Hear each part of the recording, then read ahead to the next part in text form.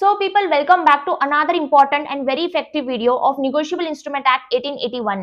अभी इस चैप्टर का वेटेज तुम्हारे एग्जाम में 14 मार्क्स का है, लेकिन बहुत ही इजी चैप्टर है। अपन 1.5 आवर्स का टारगेट रखते, 1.5 घंटे में पूरे चैप्टर को कंप्लीट कर देंगे। सारे कंसेप्ट को समझाऊंगी एकदम इफेक्टिव वे में, एकदम फास्ट वे में समझाऊंगी, लेकिन एकदम इजी वे में समझाऊंगी कि इस तरीके से समझाऊंगी कि तुमको सारे कंसेप्ट समझ में आ जाएंगे। तो वीडियो को लास्ट तक देखना, आपके लिए बहुत हेल्पफुल रहेगा। कम से कम टाइम में आपके सारे कंसेप्ट रिवाइज हो जाएंगे। So people, negotiable instrument act 1881 आपके पास मॉड्यूल तो रहेगी, अपनी मॉड्यूल को ओपन कर लो and without wasting a time let us start with the video. First of all, what do you mean by negotiable instrument? Negotiable instrument का मतलब क्या होता है? नेगोशिएबल का मतलब होता है ट्रांसफरेबल और इंस्ट्रूमेंट का मतलब होता है डॉक्यूमेंट। तो नेगोशिएबल इंस्ट्रूमेंट एक ट्रांसफरेबल डॉक्यूमेंट है जिसको तुम ट्रांसफर कर सकते हो कितने भी बारी, उसको बोलते हैं नेगोशिएबल इंस्ट्रूमेंट। ठीक है, वैसे तो इंडिया में बहुत सारे नेगोशिएबल इंस्ट्रूमेंट है, जैसे कि hundis is a negotiable instrument, treasury bill is a negotiable instrument, railway receipt is a negotiable instrument. लेकिन इस एक्ट के अंदर सारी चीजें कवर नहीं होती है। ये एक्ट सिर्फ गवर्न होता है बिल ऑफ एक्सचेंज के लिए, प्रॉमिसरी नोट्स के लिए और चेक के लिए। इसका मतलब अभी अपन इस वीडियो में, इस एक्ट में बस 3 चीजों का बातें करने वाले हैं। First is bill of exchange, second is promissory note and third is cheque. Okay, इसके फायदे क्या है नेगोशिएबल इंस्ट्रूमेंट के? फर्स्ट फायदा यह है कि तुम इसको ट्रांसफर कर सकते हो। जैसे अगर मेरा राइट है पैसे लेने का, अगर मेरा राइट है पैसे लेने का, मेरे पास ये नेगोशिएबल इंस्ट्रूमेंट है, तो मैं किसी और को ट्रांसफर भी कर सकती हूँ आसानी से। तो सबसे बड़ा फायदा इसका क्या है? तुम इसको ट्रांसफर कर सकते हो, मतलब राइट ट्रांसफर हो सकता है। दूसरा फायदा यह है कि ये हमेशा रिटर्न में रहता है, हमेशा रिटर्न में रहता है, तो ये एज ए प्रूफ रहता है। एग्जाम्पल, अगर मुझे मिस्टर ए से पैसा आना है, मेरे पास इंस्ट्रूमेंट है और मिस्टर ए पैसा नहीं देता है फ्यूचर में जाके, तो मेरे पास ना प्रूफ रहेगा, मेरे पास प्रूफ रहेगा कि देखो मुझे मिस्टर ए से पैसा आना है। तो इसके दो बहुत इंपॉर्टेंट फायदे ये है कि अपन इसको क्या कर सकते हैं, ट्रांसफर कर सकते हैं। और दूसरा फायदा क्या है, यह एज ए प्रूफ रहता है। अगर मुझे कोर्ट में जाना पड़ा फ्यूचर में मिस्टर ए के अगेंस्ट, तो मैं जा सकती हूँ आराम से इस इंस्ट्रूमेंट को लेके और कोर्ट में बता सकती हूँ। जैसे ही जज साहब देखेंगे कि हाँ यार, ये इसने तो प्रॉमिस किया था, तो मेरे पास वो राइट आ जाएगा पैसा लेने का। तो ये एज अ प्रूफ रहता है। क्यों? क्योंकि ये रिटर्न फॉर्म में रहता है। इसके सबसे बड़ा इंपॉर्टेंट एलिमेंट क्या है? हमेशा रिटर्न फॉर्म में रहता है। सबसे बड़ा बेनिफिट वाला पॉइंट ये है इसका। I hope people this is very much clear to you. Next is negotiable instrument दो तरीके के रह सकते हैं। First is payable to order and next is payable to bearer. Payable to bearer, अभी दोनों में डिफरेंस क्या है? दोनों में डिफरेंस क्या है? अगर इंस्ट्रूमेंट में प्रॉपरली नाम मेंशन है कि किसको पेमेंट होने वाला है, जैसे कि पेबल टू पूजा और हर ऑर्डर, पेबल टू पूजा और हर ऑर्डर, ये समझ में आ रहा है कि पूजा को पेमेंट होने वाला है, या फिर पूजा ने अगर ऑर्डर दिया कि मिस्टर ए को पेमेंट करो, तो मिस्टर ए को पेमेंट हो जाएगा, मतलब उसके ऑर्डर के हिसाब से पेमेंट होगा या फिर पूजा को पेमेंट होगा। तो यहाँ पे प्रॉपरली नाम मेंशन है, इसको बोलते पेबल टू ऑर्डर वाला नेगोशिएबल इंस्ट्रूमेंट। ठीक है, और जहां पे नाम मेंशन नहीं रहता, जहां पे नाम मेंशन नहीं रहता किसी का कि किसको पेमेंट होने वाला है, उसको बोलते पेबल टू बियरर। क्या बोलते? Payable to bearer. मैम ये तो हमको समझ में आ गया कि अगर पूजा को पेमेंट करना है तो पूजा को पेमेंट हो जाएगा, लेकिन अगर यहाँ पे नाम मेंशन नहीं है, फिर यहाँ पे किसको पेमेंट होगा? बेटा यहाँ पे लास्ट में जब ड्यू डेट आ जाएगी, जब पेमेंट का बारी आ जाएगी, तो जिसके पास भी इंस्ट्रूमेंट रहेगा, जो भी होल्डर रहेगा इंस्ट्रूमेंट का, उसको पेमेंट हो जाएगा, उसको पेमेंट हो जाएगा। जो भी इंस्ट्रूमेंट का होल्डर रहेगा, जिसके पास भी इंस्ट्रूमेंट लास्ट में रहेगा, उसको पेमेंट मिल जाएगा। तो यहाँ पे नाम मेंशन नहीं रहता है, इसलिए इसको बियरर बोलते हैं। यहाँ पे नाम मेंशन रहता है, इसलिए इसको ऑर्डर बोलते हैं। क्या बोलते बेटा इसको? इसलिए इसको ऑर्डर बोलते हैं। I hope this is very much clear to you. देखो यहाँ पे सेम चीज दी है। First of all, payable to order का मतलब क्या है? It is express to be payable. ठीक है, when it is express to be payable to a specified person. देखो यहाँ पे अपने केस में पूजा का नाम मेंशन था, यहाँ पे स्पेसिफिक पर्सन का नाम मेंशन रहता है and does not contain the words prohibiting its transfer. लेकिन पेबल टू बियरर में क्या होता है? When it is express to be payable. Okay, next चीज क्या है? Where the last endorsement on the instrument is an endorsement is blank, मतलब blank endorsement रहता है। ब्लैंक एंडोर्समेंट मतलब किसी का नाम नहीं रहता है, ब्लैंक रहता है यहाँ पे, ब्लैंक रहता है यहाँ पे, इसको बोलते हैं ब्लैंक एंडोर्समेंट। किसी का नाम मेंशन नहीं होना, उसको बोलते हैं ब्लैंक एंडोर्समेंट। तो पेबल टू बियरर में क्या होता है? नाम मेंशन नहीं होता, इसलिए यहाँ पे बोला गया है blank endorsement. Payable to order में नाम मेंशन होता है, इसलिए यहाँ पे क्या बोला गया है? स्पेसिफाइड पर्सन का नाम बता दो। I hope this is very much clear to you. Bearer मतलब नाम मेंशन नहीं है, ऑर्डर मतलब नाम मेंशन है। अभी देखो ये जो कैरेक्टरिस्टिक्स है अपन बाद में पढ़ते, ठीक है, पहले बिल ऑफ एक्सचेंज चेक पढ़ लेते, फिर ये पढ़ लेंगे, तुमको बहुत आसान लगेगा। हर चीज के ना इसमें negotiable instrument agreement, bill of exchange, promissory note, almost सारे जो कैरेक्टरिस्टिक्स है सेम है, आराम से समझेंगे। तुम बस जो मैं सीक्वेंस से जा रही हूँ सीक्वेंस को समझो।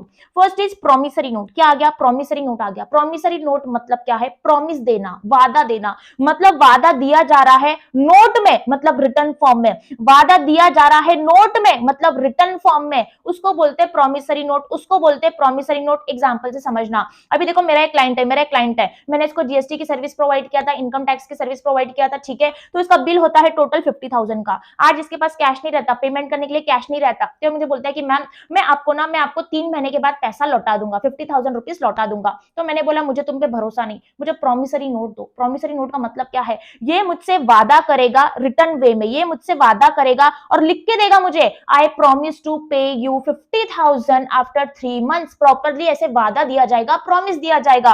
तो ये मैं हो गई, और ये क्या है? ये जो बनाएगा प्रॉमिसरी नोट, इसको मेकर बोला जाता है, और जिसको पेमेंट मिलेगा उसको पेई बोला जाता है। क्या बोला जाता है? पेई। तो ये कौन हो गया? ये हो गया मेकर, क्योंकि जो प्रॉमिसरी नोट बनाता है उसको मेकर बोला जाता है, जिसको पैसा मिलता है उसको पेई बोला जाता है। क्या बोला जाता है? पेई।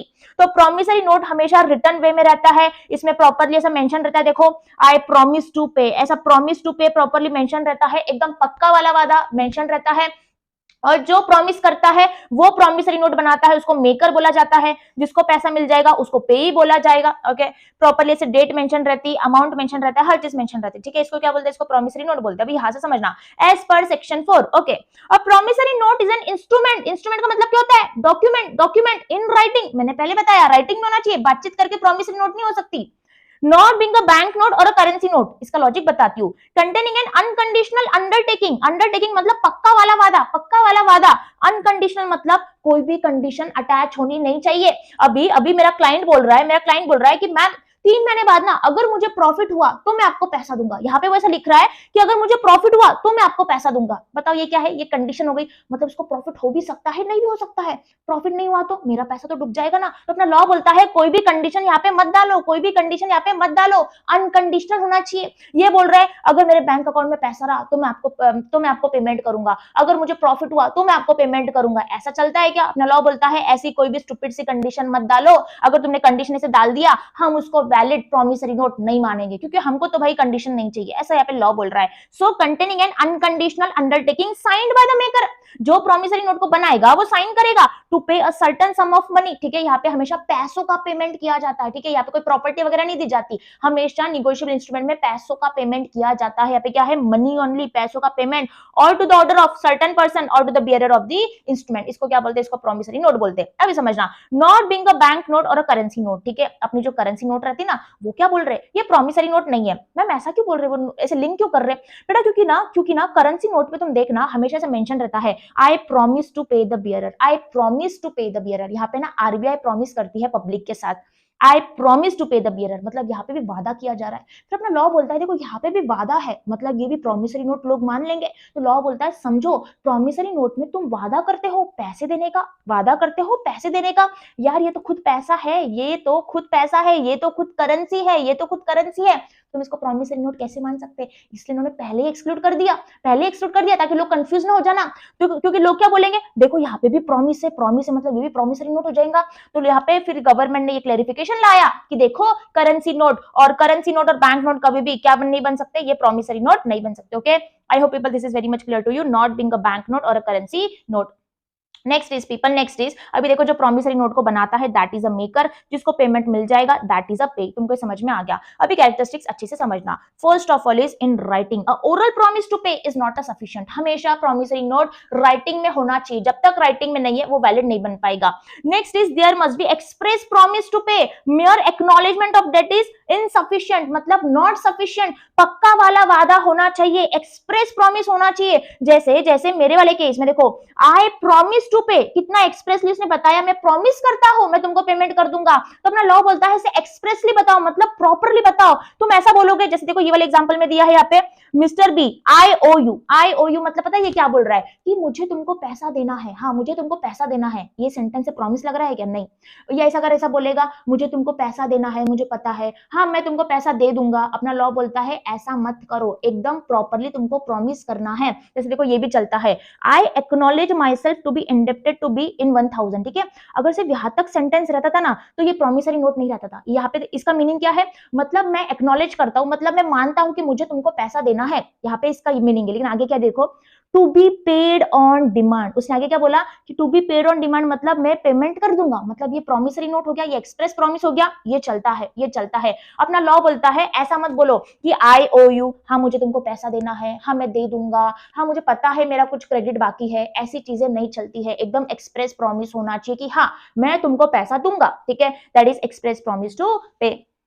Next is The promise to pay should be definite and unconditional। देखो सेम चीज दिए, अनकंडीशनल होना चाहिए, मतलब कंडीशन अटैच नहीं होना चाहिए। अभी ना यहाँ पे थोड़ा सा डिटेल में दिया है, समझना। देखो ऐसी कंडीशन भी हो सकती, कभी कभी कंडीशन ऐसी रहती जो हो भी सकती, जो नहीं भी हो सकती, तो ऐसी कंडीशन इनवैलिड है। जैसे अपन ने एग्जांपल देखा था, मुझे मेरा क्लाइंट बोल रहा है अगर मेरे बैंक अकाउंट में पैसा रहा तो मैं तुमको पेमेंट दूंगा। देखो बैंक अकाउंट में पैसा रह भी सकता है, नहीं भी रह सकता है, आर यू गेटिंग? तो ये कंडीशन क्या है, इनवैलिड है, मतलब ये डॉक्यूमेंट इनवैलिड हो जाएगा। वो बोल रहा है अगर मुझे प्रॉफिट हुआ ना तो मैं पैसों का पेमेंट करूंगा। देखो उसको प्रॉफिट हो भी सकता है, नहीं भी हो सकता है, नहीं रहा तो मेरा पैसा डूब जाएगा ना भाई, इसलिए ये निगोशिएबल इंस्ट्रूमेंट क्या है, इनवैलिड है। लेकिन कभी कभी कुछ कंडीशन ऐसी रहती जो बाउंड टू हैपन रहती, जो बाउंड टू हैपन रहती। अगर तुम्हारे निगोशिएबल इंस्ट्रूमेंट में कोई ऐसी कंडीशन है जो बाउंड टू हैपन है, मतलब जो होने ही वाली है, जो होने ही वाली है, तो वो कंडीशन वैलिड हो जाएगी। इसका मतलब निगोशिएबल इंस्ट्रूमेंट भी वैलिड हो जाएगा। मैं इसका एग्जांपल दे दूं, जैसे कि मेरा क्लाइंट बोल रहा है कि देखो मेरी एक दादी है, ठीक है, मेरी दादी है वो ऑलरेडी बहुत ओल्ड हो चुकी है, जैसे ही मेरी दादी की डेथ हो जाएगी, जैसे ही मेरी दादी की डेथ हो जाएगी मैं तुमको पेमेंट कर दूंगा। डेथ क्या है, डेथ एक ऐसी कंडीशन है जो होने ही वाली है, डेथ को कोई रोक नहीं सकता, यहाँ पे कोई हमेशा कोई अमर नहीं रहने वाला है, हर किसी को जाना ही है, डेथ होने ही वाली है। So that condition is bound to happen, वो होने ही वाली है, तो निगोशिएबल इंस्ट्रूमेंट वैलिड हो जाएगा। अभी ना देखो यहाँ पे एग्जांपल दिया है, यहाँ से समझो, देखो I promise to pay B 500 on D's death, जैसे डी की डेथ हो जाएगी मैं तुमको 500 का पेमेंट कर दूंगा। As a death of D is certain, promise is unconditional, thus the promissory note is valid. ठीक है, I hope this is very much clear to you. तो एक चीज याद रखना, कुछ कुछ कंडीशन ऐसी रहती जो बाउंड टू हैपन रहती तो प्रॉमिसरी नोट वैलिड बन जाएगा, लेकिन उसके अलावा हर कंडीशन हमको नहीं चलेगी। जैसे मुझे प्रॉफिट हुआ तो पेमेंट कर दूंगा, मेरा मन हुआ तो मैं पेमेंट करूंगा, मेरे बैंक अकाउंट में पैसा रहा तो पेमेंट करूंगा। अपना लॉ बोलता है ऐसी स्टूपिड सी कंडीशन मत डालो, ठीक है, मत डालो। सो क्या होना चाहिए, अनकंडीशनल होना चाहिए। तुम इसका स्क्रीनशॉट ले लो, तुमको क्लैरिटी मिल जाएगी। अगर कोई ऐसी कंडीशन है जो हो भी सकती नहीं भी हो सकती तो इनवैलिड हो जाएगा, ऐसी condition which is bound to happen तो वैलिड हो जाएगा। Okay, I hope people this is very much clear to you. और बेटा क्या करना ना, इस एग्जाम्पल को देखो, वैसे तो मॉड्यूल में है, इस एग्जाम्पल को एक बार पढ़ के चले जाना क्योंकि यहाँ से क्वेश्चन बन सकता है, अच्छा पॉइंट है वो। नेक्स्ट इज देखो, चाहे वो बिल ऑफ एक्सचेंज हो, चाहे वो चेक हो, चाहे वो प्रॉमिसरी नोट हो, जो भी बनाता है इंस्ट्रूमेंट को साइंड बाय द मेकर, उसको साइन करना ही पड़ता है। बिना साइन के एक वैलिड डॉक्यूमेंट नहीं बन सकता, तो साइन करना ही पड़ेगा, नहीं तो वो इनकम्प्लीट रहेगा। प्रॉमिस टू पे मनी ओनली, हमेशा इसमें पैसा इन्वॉल्व रहता है, हमेशा मनी इन्वॉल्व रहता है। मैंने तुमको स्टार्टिंग में बता दिया, कोई प्रॉमिस नहीं कर सकता, मैं प्रॉमिस करता हूं मैं तुझे कार दूंगा, मैं तुझे मेरा घर दूंगा, चलता है क्या? नहीं, यहाँ पे हमेशा पैसों का पेमेंट होना चाहिए। Promise to pay a certain सम, हाँ 50,000 दूंगा, 1 लाख दूंगा। सर्टन मतलब हमको अमाउंट प्रॉपर्ली मेंशन करो, 50,000 दोगे कि 1 लाख दोगे कि 3 लाख दोगे, ऐसे प्रॉपर्ली मेंशन होना चाहिए। मेरा मन हुआ मैं उतना अमाउंट दूंगा, चलता है क्या? नहीं। अपना लॉ बोलता है ऐसा मत लिखो, अगर मैंने ऐसा बोला 1 लाख दूंगी और उसके ऊपर ना जितना मेरा मन किया दे दूंगी, नहीं चलता, ये भी नहीं चलता। देखो यहाँ पे दिया है I promise to pay B 500 and all other सम, चलता है क्या? नहीं चलता है। तो यहाँ पे बोला है promissory note is invalid, all other sum क्या है भाई, प्रॉपर्ली मेंशन करो ना, कौन सा सम, कितना सम, ठीक है, प्रॉपर्ली मेंशन होना चाहिए, ऐसा नहीं चलता। लेकिन हाँ, और एक चीज मेरी ध्यान से सुनना, ऐसा चलता है I promise to pay B 500 along with simple interest at the rate of 12%। देखो यहाँ पे क्या बोल रहा है, मैं 500 रुपए भी दूंगा और मैं इंटरेस्ट दूंगा एट द रेट ऑफ 12%। ये चलता है, क्यों? क्योंकि बेटा यहाँ पे ना एकदम फिक्स तरीके से मेंशन कर दिया कि 12% का इंटरेस्ट मिलने वाला है, एकदम प्रॉपर्ली इंटरेस्ट मेंशन है, तो सर्टेन ही है, एकदम चीज सर्टेन है, तो ये चलता है। देखो मैं तुमको बता दिया, ये वाला पॉइंट भी इंपॉर्टेंट था, इसको भी स्टार मार्क कर लो, और ना ये वाली चीज भी इंपॉर्टेंट है, इसको भी पढ़ के चले जाना, इंपॉर्टेंट यार, ये वाली चीज भी इंपॉर्टेंट है कि इंटरेस्ट जब मेंशन रहता है ना, दैट इज सर्टन, इसमें कंफ्यूज मत होना वहां पे। नेक्स्ट इज देखो, द मेकर एंड द पेई must be certain, definite and different person, very important यार, अलग अलग रहना चाहिए। क्या मैं प्रॉमिसरी नोट बनाऊंगी और खुद को ही पेमेंट करूंगी क्या? नहीं ना, तो जो पेई है वो अलग होना चाहिए और जो मेकर है वो अलग होना चाहिए, दो इंसान होना चाहिए। जब तक वो डिफरेंट पर्सन नहीं है, क्या वैलिड बन पाएगा? क्या नहीं, क्या मैं खुद को थोड़ी ना प्रॉमिस करूंगी भाई, ऐसा सिर्फ पागल इंसान करता है, नॉर्मल इंसान नहीं करता है। Next is a promissory note, very very very important, a promissory note can not be made payable to bearer, payable to bearer. Ma'am आपने हमको बताया था बेयरर का मतलब होता है जब नाम मेंशन नहीं रहता उसको बोलते हैं बेयरर, आपने बताया था। इसका मतलब यहाँ पे क्या बोल रहे हो, प्रॉमिसरी नोट कभी भी बेयरर को नहीं हो सकती। इसका मतलब प्रॉमिसरी नोट में हमेशा नाम चाहिए, प्रॉमिसरी नोट में हमेशा नाम चाहिए, ऐसा ब्लैंक प्रॉमिसरी नोट नहीं रह सकता। अपना लॉ बोल रहा है अगर तुम किसी को प्रॉमिस कर रहे हो तो प्रॉपरली मेंशन होना चाहिए किसको प्रॉमिस कर रहे हो, नाम बता दो, प्रॉपरली नाम बता दो। बेयरर प्रॉमिसरी नोट में नहीं आता, बेयरर प्रॉमिसरी नोट में नहीं आता। फिर मैम स्टार्टिंग में क्यों दिया था? क्योंकि बेटा बिल ऑफ एक्सचेंज आता है, बिल ऑफ एक्सचेंज आता है, चेक आता है, लेकिन प्रॉमिसरी नोट कभी भी बियरर आ सकता है क्या? नहीं आ सकता है। इस चीज को एकदम प्रॉपरली अपने दिमाग में फिट कर दो क्योंकि ये बहुत इंपॉर्टेंट है। अब promissory note can not be made payable to bearer, लेकिन इंडिया में कौन इश्यू कर सकता है promissory note payable to bearer? That is RBI और the central government. Central government issue कर सकती है और आरबीआई कर सकती है, उसके अलावा नॉर्मल इंसान नहीं कर सकता, नॉर्मल ह्यूमन बीइंग नहीं कर सकता। एज अ सिटीजन अपने में से कोई भी नहीं कर सकता, सिर्फ सेंट्रल गवर्नमेंट कर सकती है, उसके बाद आरबीआई कर सकती है। I hope this is very much clear to you. इस लाइन को अंडरलाइन कर लो, स्टार मार्क कर लो। अनदर इंपॉर्टेंट पॉइंट कि बेयरर को कभी भी नहीं हो सकता, यहां से देखो, यहां से भी क्वेश्चन बन सकता है, ठीक है। Next another important point is stamping. Promissory note में प्रॉपरली स्टैंपिंग होनी चाहिए। A promissory note must be properly stamped in accordance with the provision of Indian stamp act and stamp must be duly cancelled by maker's signature or initial on a stamp or otherwise, ठीक है। I hope people this is very much clear to you. We are done with the characteristics of the promissory note. Now next comes to bills of exchange. जो अपन ने characteristics यहाँ पे पढ़ा, हर चीज को प्रॉपरली दिमाग में डाल दो, लर्न कर लो, क्योंकि ये same characteristics bill of exchange में भी है, कुछ भी अलग नहीं है, और सेम कैरेक्टरिस्टिक्स चेक में भी रहेगी, कुछ भी अलग नहीं है, थोड़ा सा डिफरेंस है बताती हूँ, लेकिन हर जगह क्या है, सेम चीजें फॉलो हुई है। जो ऊपर अपन ने पॉइंट देखा था निगोशिएबल इंस्ट्रूमेंट, यहाँ पे भी सेम चीजें है, सब सेम चीजें देखो, राइटिंग में होना चाहिए, साइंड होना चाहिए, सब सेम चीजें हैं, कुछ भी अलग नहीं है। अगर तुमने एक कैरेक्टरिस्टिक्स बहुत अच्छे से कर लिया, तुमको सारे के कैरेक्टरिस्टिक्स जम जाएंगे। So people, next is bill of exchange. What do you mean bye bill of exchange? यहाँ पे डिफरेंस क्या है, ध्यान से मेरी बात को समझना कि प्रॉमिसरी नोट और बिल ऑफ एक्सचेंज में डिफरेंस क्या है। प्रॉमिसरी नोट में वादा दिया जाता है, प्रॉमिस दिया जाता है। बिल ऑफ एक्सचेंज में ऑर्डर दिया जाता है। क्या दिया जाता है? ऑर्डर। ऑर्डर करना किसी को कि भाई पेमेंट कर, दैट इज ऑर्डर, ठीक है। वहां पे वादा दिया जाता है, बिल ऑफ एक्सचेंज में ऑर्डर दिया जाता है। प्रॉमिसरी नोट में जो जिसको पेमेंट करना है वो बनाता है प्रॉमिसरी नोट, वो मेकर रहता है, वो प्रॉमिसरी नोट को बनाता है। लेकिन बिल ऑफ एक्सचेंज में जिसको पैसा आना है, जिसको पैसा आना है, जिसको पैसा आना है, वो बनाता है बिल ऑफ एक्सचेंज, ठीक है। This is the main difference. Ma'am हमको समझ में आ गया। प्रॉमिसरी नोट में जिसको पैसा देना है वो प्रॉमिस करता है, वो नोट को बनाता है। बिल ऑफ एक्सचेंज में जिसको पैसा आना है वो बनाता है बिल ऑफ एक्सचेंज, क्योंकि वो ऑर्डर देता है। क्या देता है? ऑर्डर, ठीक है। I hope this is very much clear to you. Example समझना। अभी देखो, इस लड़की ने क्या किया, इस लड़की ने इस सेलर से, इस शॉपकीपर से 1 लाख के गुड्स खरीदे, 1 लाख के गुड्स खरीदे। इसके पास ना कैश अवेलेबल नहीं था, इसके पास कैश अवेलेबल नहीं था, तो उसने क्या किया, उसने बोला कि मुझे उधारी पे गुड्स चाहिए। तो यहाँ पे सेलर बोलता है उधारी पे गुड्स चाहिए, मैं दे दूंगा, ठीक है, 1 लाख के गुड्स उधारी पे दे दूंगा। लेकिन तुमको बिल ऑफ एक्सचेंज एक्सेप्ट करना पड़ेगा ताकि मुझे भी एक सेफ्टी मिल जाए, मुझे भी एक अश्योरेंस मिल जाए। तो यहाँ पे लड़की ने बोला ठीक है, 3 महीने का बिल ऑफ एक्सचेंज बना दो, मैं एक्सेप्ट कर लेती हूँ। तो देखो यहाँ पे जिसको पैसा आना है, ये जो सेलर, ये जो शॉपकीपर है, इसने बिल ऑफ एक्सचेंज बनाया, इसने बिल ऑफ एक्सचेंज बनाया। तो बच्चों इसको बोला जाता है ड्रॉवर। क्या बोला जाता है? ड्रॉवर। जो बिल ऑफ एक्सचेंज को बनाता है उसको ड्रॉवर बोला जाता है, और जो एक्सेप्ट करेगा, जो बाद में पेमेंट करेगा, उसको ड्रॉई बोला जाता है। क्या बोला जाता है? ड्रॉई बोला जाता है। अभी ना मेरी बात एकदम ध्यान से सुनना। जब ये सेलर बिल ऑफ एक्सचेंज बनाएगा तो वो ऐसा भी बोल सकता है कि पेमेंट मुझे करना, पेमेंट मुझे करना, ठीक है। तो बिल ऑफ एक्सचेंज में कितनी पार्टी रहेगी? 2 ही पार्टी रहेगी, ड्रॉवर एंड ड्रॉई। लेकिन वो ऐसा भी बोल सकता है कि पेमेंट 1 लाख का 3 महीने बाद मुझे मत करना, मुझे मत करना, मेरी एक बिजनेस पार्टनर है, एग्जांपल सुनीता, ठीक है। क्या है? सुनीता, उसकी एक बिजनेस पार्टनर है। तो वो क्या बोल रहा है इस लड़की को, वो क्या बोल रहा है इस बायर को कि मुझे पेमेंट मत करना 1 लाख का, मेरी एक बिजनेस पार्टनर है सुनीता, उसको पेमेंट करना। तो उसने क्या किया, बिल ऑफ एक्सचेंज में सुनीता का यहाँ पे नाम लिख दिया, सुनीता का नाम लिख दिया। तो यहाँ पे बच्चों अगर तुम्हारे बिल ऑफ एक्सचेंज में 3 पार्टी आती है, मतलब यहाँ पे किसी और का नाम आता है, तो यहाँ पे थर्ड पर्सन मानी जाती है पेई। क्या मानी जाती है? पेई। पेई बोलेंगे इसको जिसको पेमेंट मिलेगा। अच्छा मैम, इसका मतलब बिल ऑफ एक्सचेंज में 3 पार्टी रहती है, एक ड्रॉवर, एक ड्रॉई, एक पेई। ड्रॉवर मतलब जो बिल बना रहा है, ड्रॉई मतलब जो बाद में पेमेंट करेगा, पेई मतलब जिसको पेमेंट होने वाला है। मैम हमारा ना एक डाउट सॉल्व करो, क्या ऐसा हो सकता है बिल ऑफ एक्सचेंज में ये ऐसा भी बोल सकता है ना कि मुझे पेमेंट करना? हाँ ये बोल सकता है, ये खुद का भी नाम लिख सकता है, यहाँ पे खुद का भी नाम लिख सकता है, चलता है ऐसा।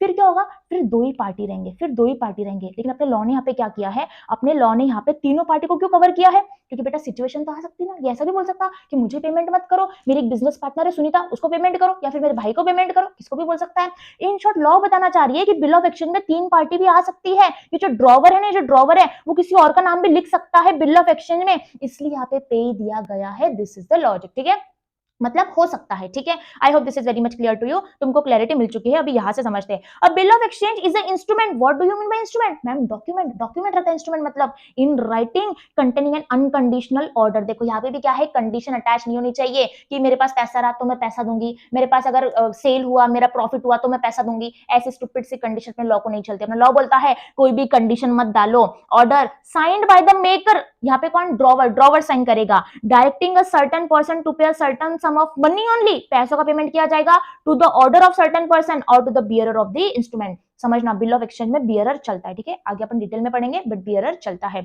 इसका मतलब मैम यहाँ पे जिसको पैसा आना रहता वो बिल ऑफ एक्सचेंज बनाता, उसको ड्रॉवर बोलते हैं, और दूसरे वाले पर्सन को ड्रॉई बोलते हैं। अगर यहाँ पे ड्रॉवर ने किसी और व्यक्ति का नाम मेंशन किया है कि पेमेंट मुझे मत करो, यहाँ पे मेरे बिजनेस पार्टनर को करना, तो ये पेई बन जाएंगे। क्या बन जाएगी? ये पेई बन जाएगी। I hope people this is very much clear to you, तुमको क्लैरिटी मिल चुकी है। This is how bill of exchange works, ठीक है। जो अपन ने ऊपर कैरेक्टरिस्टिक्स देखा था, जो अपन ने ऊपर कैरेक्टरिस्टिक्स देखा था, सेम टू सेम वहां पे दिए। यहाँ पे क्या है, राइटिंग में होना चाहिए। यहाँ पे क्या है, एक्सप्रेस प्रॉमिस है।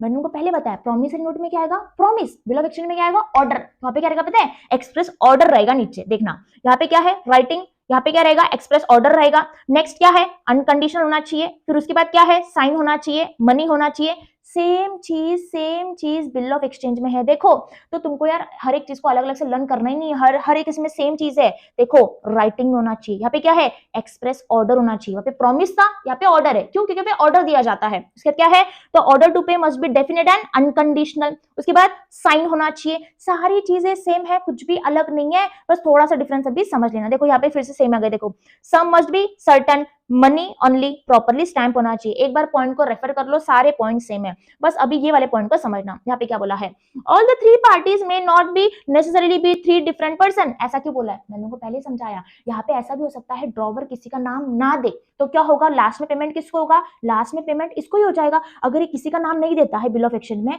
ये इस लड़की को बोलता है कि लास्ट में पेमेंट मुझे ही करना, तो कितने पार्टी हो गए, मतलब एक पार्टी हो गई, दूसरी पार्टी हो गई, मतलब ड्रॉवर यहाँ पे पे भी बन गया, ड्रॉवर यहाँ पे पे भी बन गया। इसलिए यहाँ पे लॉ ने बोला है कि देखो जरूरी नहीं है कि ऑल द 3 पार्टीज में not be necessarily 3 different person, क्योंकि ड्रॉवर ड्रॉवर भी रहेगा और पे भी बन जाएगा अगर उसने किसी और का नाम नहीं दिया तो, क्योंकि पेमेंट तो उसको ही मिलने वाला है। Are you getting? इसलिए लॉ ने ऐसा दिया है, ठीक है। उसके बाद one can play the role of two. क्या है इसका meaning, one can play the role of two मतलब यहाँ पे ड्रॉवर अगर उसने किसी का नाम मेंशन नहीं किया तो वो पे भी बन जाएगा, क्योंकि पेमेंट उसको मिल जाएगा। तो one can play the role of two, but there must be 2 distinct person. हाँ 2 पर्सन तो होना चाहिए, एक पेमेंट करेगा एक पेमेंट को लेगा, तो 2 पर्सन तो होना चाहिए। अब bill of exchange can not be made payable to bearer on demand. Very important thing, वहां पे क्या था बच्चों, मैम आपने प्रॉमिसरी नोट में पढ़ाया था कि प्रॉमिसरी नोट बियरर को इश्यू नहीं कर सकते, हमेशा नाम होना चाहिए। यहाँ पे क्या है, a bill of exchange can not be made payable to bearer on demand. देखो बियरर को चलता है, बिल ऑफ एक्सचेंज में बियरर को चलता है, लेकिन ऑन डिमांड नहीं चलता, ऑन डिमांड नहीं चलता। मतलब बिल ऑफ एक्सचेंज में अगर तुम ऐसे किसी का नाम नहीं दोगे ना, किसी का नाम नहीं दोगे ना, चलता है, वो वैलिड रहेगा, वो वैलिड रहेगा, उस चलता है अगर तुम किसी का नाम नहीं दोगे तो।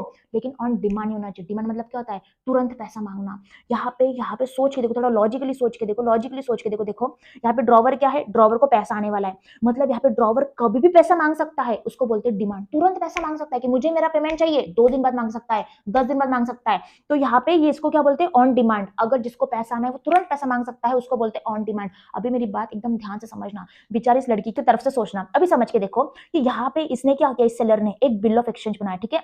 नाम भी मेंशन नहीं किया कि किसको पेमेंट करना है, मतलब बियरर बनाया, अपना लॉ बोलता है चलता है। लेकिन पता है आगे क्या किया, नाम भी मेंशन नहीं किया और आगे लिखा ऑन डिमांड, ऑन डिमांड। अभी बेटा इस लड़की के लिए थोड़ा सोच के देखो, इस लड़की को ये भी नहीं पता है कि मुझे किसको पेमेंट करना है, क्योंकि बियरर इंस्ट्रूमेंट है, नाम मेंशन नहीं है और वो भी ऑन डिमांड है। मतलब ये जो बिल ऑफ एक्सचेंज है, कोई भी पर्सन आ जाएगा उसके पास और बोलेगा कि मुझे पेमेंट दो, मतलब उसको डिमांड पे पेमेंट देना है, मतलब तुरंत पेमेंट देना है, और वो भी किसको देना है वो भी नहीं पता। थोड़ा सोचो तो कितना कंफ्यूजन है इसके लिए। इसको ये भी नहीं पता मुझे किसको पेमेंट देना है, और ये भी नहीं पता कब देना है, ये भी नहीं पता कब देना है। अपना लॉ बोलता है यार ड्रॉई के साथ इतना बुरा बिहेवियर मत करो। उसको ये भी नहीं पता कि किसको पेमेंट देना है, उसको ये भी नहीं पता कि कब देना है। डिमांड मतलब क्या, तुरंत पैसा मांग सकते, कभी भी जाके 10 दिन बाद, 20 दिन बाद, 25 दिन बाद, 30 दिन बाद, कभी मांग सकते हैं।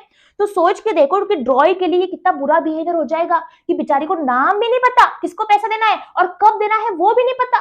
इस अपना लॉ बोलता है देखो बियरर तो हमको चलता है, नाम नहीं है चलता, लेकिन ऑन डिमांड नहीं होना चाहिए, ऑन डिमांड नहीं होना चाहिए। अगर वो बियरर भी है, ऑन डिमांड भी है, ये हमको नहीं चलता। अब bill of exchange can not be made, इसलिए कभी भी ऐसा बिल ऑफ एक्सचेंज नहीं बन सकता जहां पे बियरर भी है और डिमांड भी है। ठीक है, I hope this is very much clear to you. इसका मतलब ma'am bill of exchange payable to bearer चलता है, हाँ पेबल टू बियरर चलता है, सिर्फ डिमांड चलता है, डिमांड भी चलता है, लेकिन बियरर ऑन डिमांड नहीं चलता है, मतलब दोनों चीजें साथ में नहीं आनी चाहिए। ठीक है, I hope this is very much clear to you. So people यहाँ पे क्या है डिफरेंस बिटवीन, फर्स्ट पॉइंट में क्या लिखोगे, मीनिंग लिखोगे, क्या डिफरेंस है मीनिंग में। यहाँ पे क्या है, अनकंडीशनल अंडरटेकिंग है, यहाँ पे क्या रहेगा, अनकंडीशनल ऑर्डर रहेगा। मतलब फर्स्ट वाले केस में पक्का वाला वादा किया जाता है, दूसरे वाले केस में ऑर्डर दिया जाता है, बस ये डिफरेंस है। ठीक है, उसके बाद यहाँ पे देखो क्या है, प्रॉमिस टू पे मनी, यहाँ पे क्या है, ऑर्डर। देखो फिर से एक वर्ड का डिफरेंस आ गया, प्रॉमिस ऑर्डर। यहाँ पे दो पार्टीज रहते हैं, यहाँ पे कितने पार्टीज रहते हैं, तीन पार्टीज रहते हैं, मैंने तुमको लॉजिक भी ऑलरेडी बता दिया।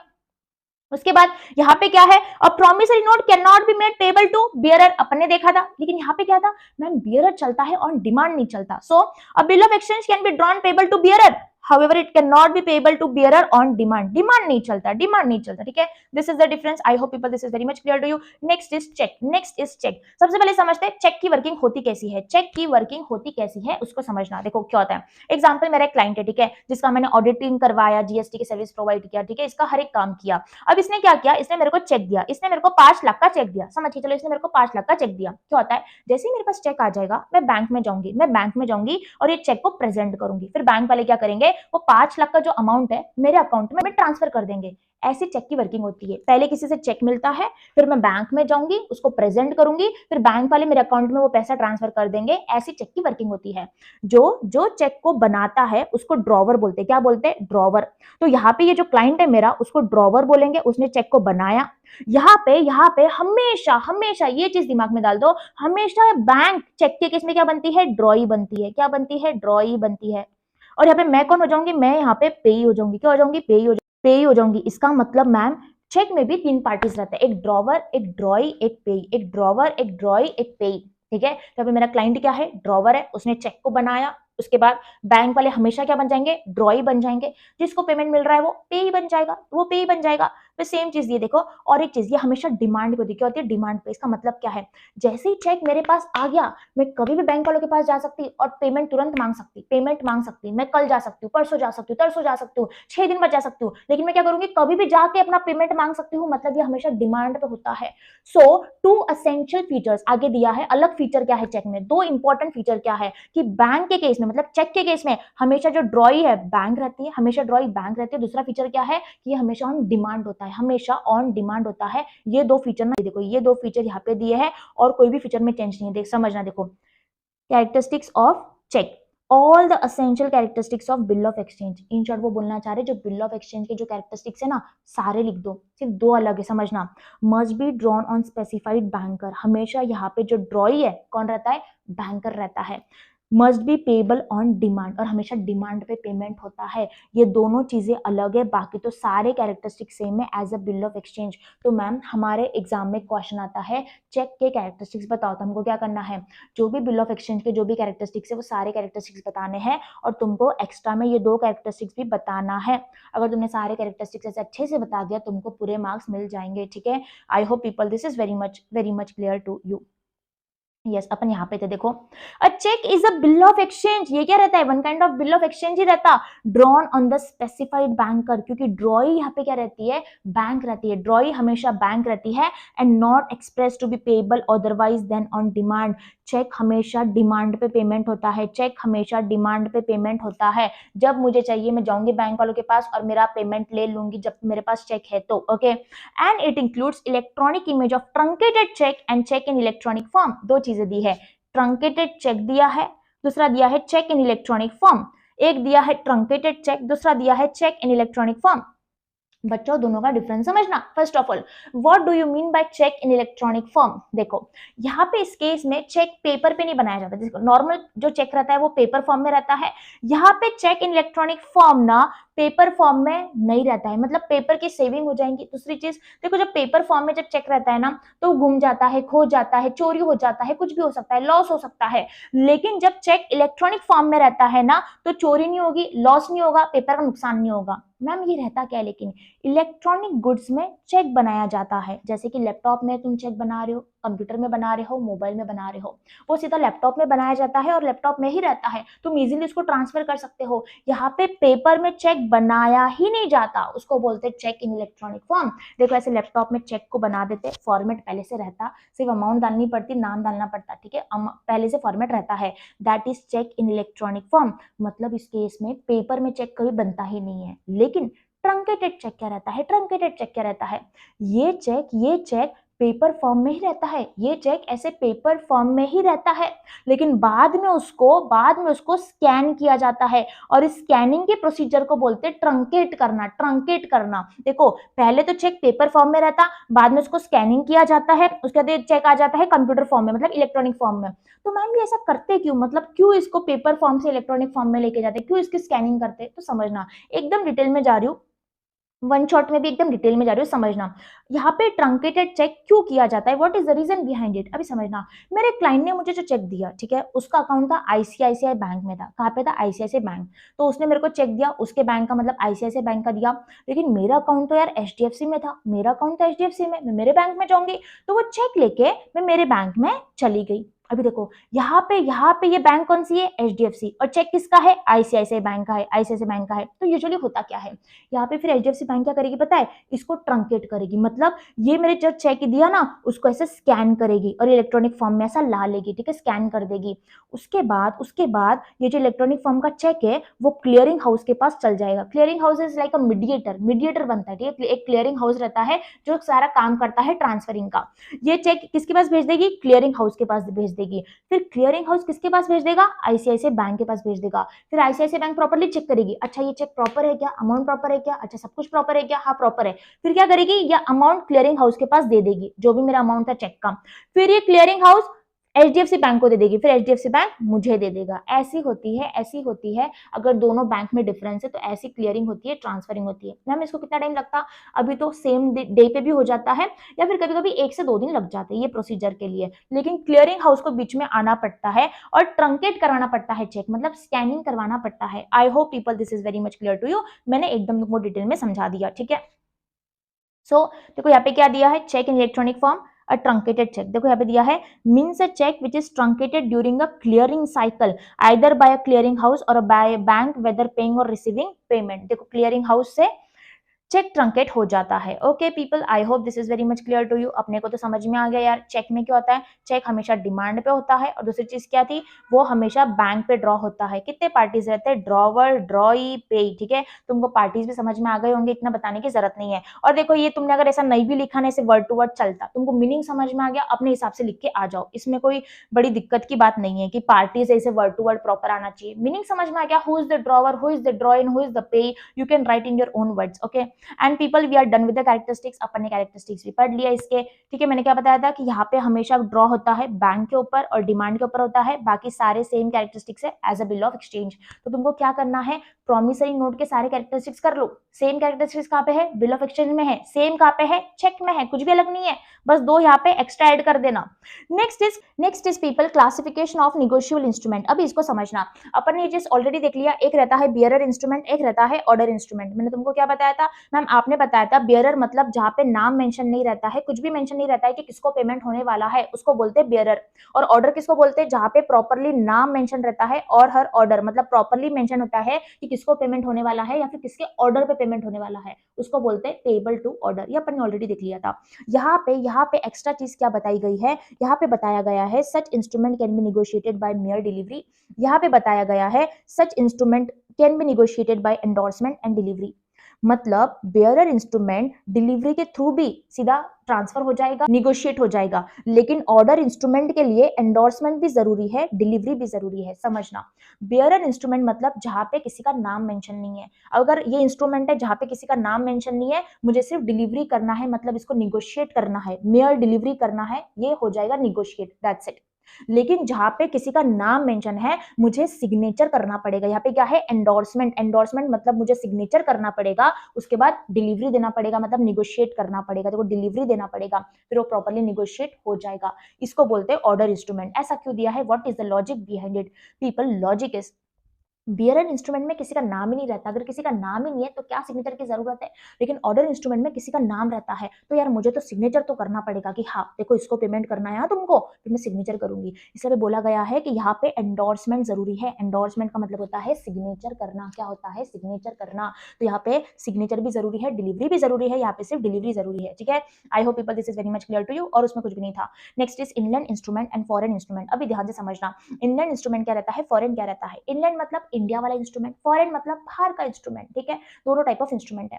अगर तुम्हारे एग्जाम में ये क्वेश्चन आता है, तुमको बस एक ही चीज चेक करना है, क्या ये इंस्ट्रूमेंट इनलैंड है क्या, क्या ये इंस्ट्रूमेंट इनलैंड है क्या, इनलैंड इंस्ट्रूमेंट है क्या। अगर तुम्हारा आंसर नो आता है कि ये इंस्ट्रूमेंट इनलैंड नहीं है, तुमने कंडीशन को चेक किया, नो आया तुम्हारा आंसर कि ये इंस्ट्रूमेंट इनलैंड नहीं है, सीधा उसको फॉरेन लिख देना, सीधा उसको फॉरेन लिख देना। ठीक है, सीधा उसको फॉरेन लिख देना। अभी इनलैंड कैसे चेक करोगे, तो सेम चीज दी है, और foreign instrument is one which is not a inland instrument. इसलिए अब तुम्हारे एग्जाम में अगर क्वेश्चन आता है, सिर्फ ये कंडीशन को चेक करो, अगर ये कंडीशन सेटिस्फाई नहीं हो रही है, सीधा उसको फॉरेन इंस्ट्रूमेंट लिख देना, और ज्यादा तुमको कंफ्यूज होने की जरूरत नहीं है, ये सिचुएशन चेक करने की जरूरत नहीं है, ज्यादा कंफ्यूज हो जाओगे। तुमको क्या करना है, बस ये टेबल को चेक करना है। अगर तुम्हारा यस और नो जो भी आंसर आएगा, अगर यस आ जाएगा फिर तो दिक्कत ही नहीं है, अगर यहाँ पे नो आंसर आता है फिर तुमको लिखना पड़ेगा फॉरेन इंस्ट्रूमेंट। और ना यूजुअली इस टॉपिक पे कैसे क्वेश्चन आते हैं, देखो ऐसे क्वेश्चन बन सकते हैं, ये पीडीएफ में टेलीग्राम चैनल पे अपलोड कर दूंगी। देखो इस टॉपिक पे ऐसे क्वेश्चन बन सकते हैं, मैंने यहाँ पे क्वेश्चन को डाल दिया है, आरटीपी एमटीपी में एक क्वेश्चन रिपीट हुआ है, अभी उसी तरीके से तुमको समझाऊंगी। अगर ऐसा केस स्टडी बेस्ड क्वेश्चन आया, तुम कैसे सॉल्व करोगे। सबसे पहले promissory note, bill of exchange और चेक ड्रॉन और मेड इन इंडिया, तुमको चेक करना है क्या वो इंडिया में ड्रॉ हुआ है क्या। मुंबई, पुणे, दिल्ली, कोलकाता, चेन्नई, क्या वो इंडिया में ड्रॉ हुआ है क्या। This is the first condition. उसके बाद तुमको चेक करना है, उसके बाद और एक कंडीशन सेटिस्फाई होनी चाहिए। यहाँ पे बीच में और दिया है, और का मतलब क्या है, अगर पेएबल इन इंडिया भी हो गया तो भी चलेगा, drawn upon a person resident in India भी हो गया तो भी चलेगा। इसका मतलब मैम, इसका मतलब अगर सिर्फ ये फर्स्ट वाली कंडीशन सेटिस्फाई हो गई तो भी ये इनलैंड इंस्ट्रूमेंट बन जाएगा। ठीक है, मतलब ये दो होनी चाहिए, इधर वाला ड्रॉ आना चाहिए, इधर फर्स्ट वाली, या फिर ये सेकंड वाली भी हो गई, सेकंड वाली भी हो गई, फिर भी ये इनलैंड हो जाएगा। क्यों, क्योंकि दोनों के बीच में क्या है, और है, क्या है, और है, मतलब दोनों में से एक भी सेटिस्फाई हो गई तो चलेगा। पहली बात तो वो जो इंस्ट्रूमेंट है ड्रॉन इन इंडिया होना चाहिए। ठीक है, हमको समझ में आ गया। उसके बाद पेएबल इन इंडिया होना चाहिए, मतलब पेमेंट इंडिया में हो रहा है क्या, अगर पेमेंट इंडिया में हो रहा है, पेएबल इन इंडिया है, उसका मतलब वो इंलैंड बन जाएगा। यार पेएबल इन इंडिया तो नहीं आ रहा है, फिर तुमको क्या चेक करना है, drawn upon a person resident in India, मतलब किसके ऊपर ड्रॉ हुआ है, रेसिडेंट इन इंडिया, मतलब ऐसे व्यक्ति के ऊपर वो इंस्ट्रूमेंट ड्रॉ हुआ है जो इंडिया का रेसिडेंट है, जो इंडिया में रहता है। मतलब एक्सेप्टर कौन है, एक्सेप्टर इंडियन है, इंडियन रेसिडेंट है, acceptor is a Indian resident. बस तुमको ये चेक करना है, अगर तुम्हारी कंडीशन सेटिस्फाई हो गई, इसका मतलब वो इंलैंड बन जाएगा। मतलब मैम हम सबसे पहले क्या करेंगे, ड्रॉन और मेड इन इंडिया देखेंगे। ठीक है, उसके बाद देखेंगे पेबल कहाँ पे है, अगर पेबल इन इंडिया आ गया इसका मतलब तो ये इंलैंड बन जाएगा। हाँ, उसके बाद मैम अगर ये इंडिया नहीं आया, उसके बाद मैम अगर ये इंडिया नहीं आया, फिर हम क्या चेक करेंगे, रेसिडेंट पे हो रहा है क्या, ड्रॉ रेसिडेंट पे हो रहा है क्या, मतलब एक्सेप्टर रेसिडेंट है क्या, इसका मीनिंग क्या है, एक्सेप्टर रेसिडेंट है क्या। अगर हो गया इसका मतलब कंडीशन सेटिस्फाई हो जाएगी, इंडियन आ जाएगा।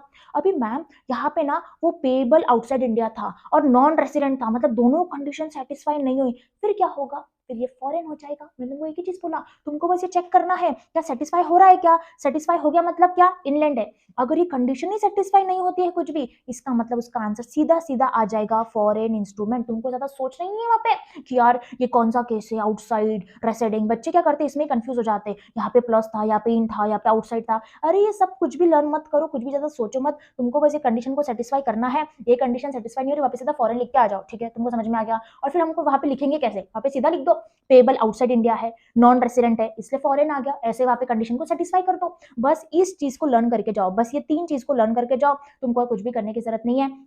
और एक आधा ऐसा क्वेश्चन देख लो, एक दो ऐसे क्वेश्चन देख लो अच्छे लेवल के, तुमको वहां पे जम जाएगा, ठीक है।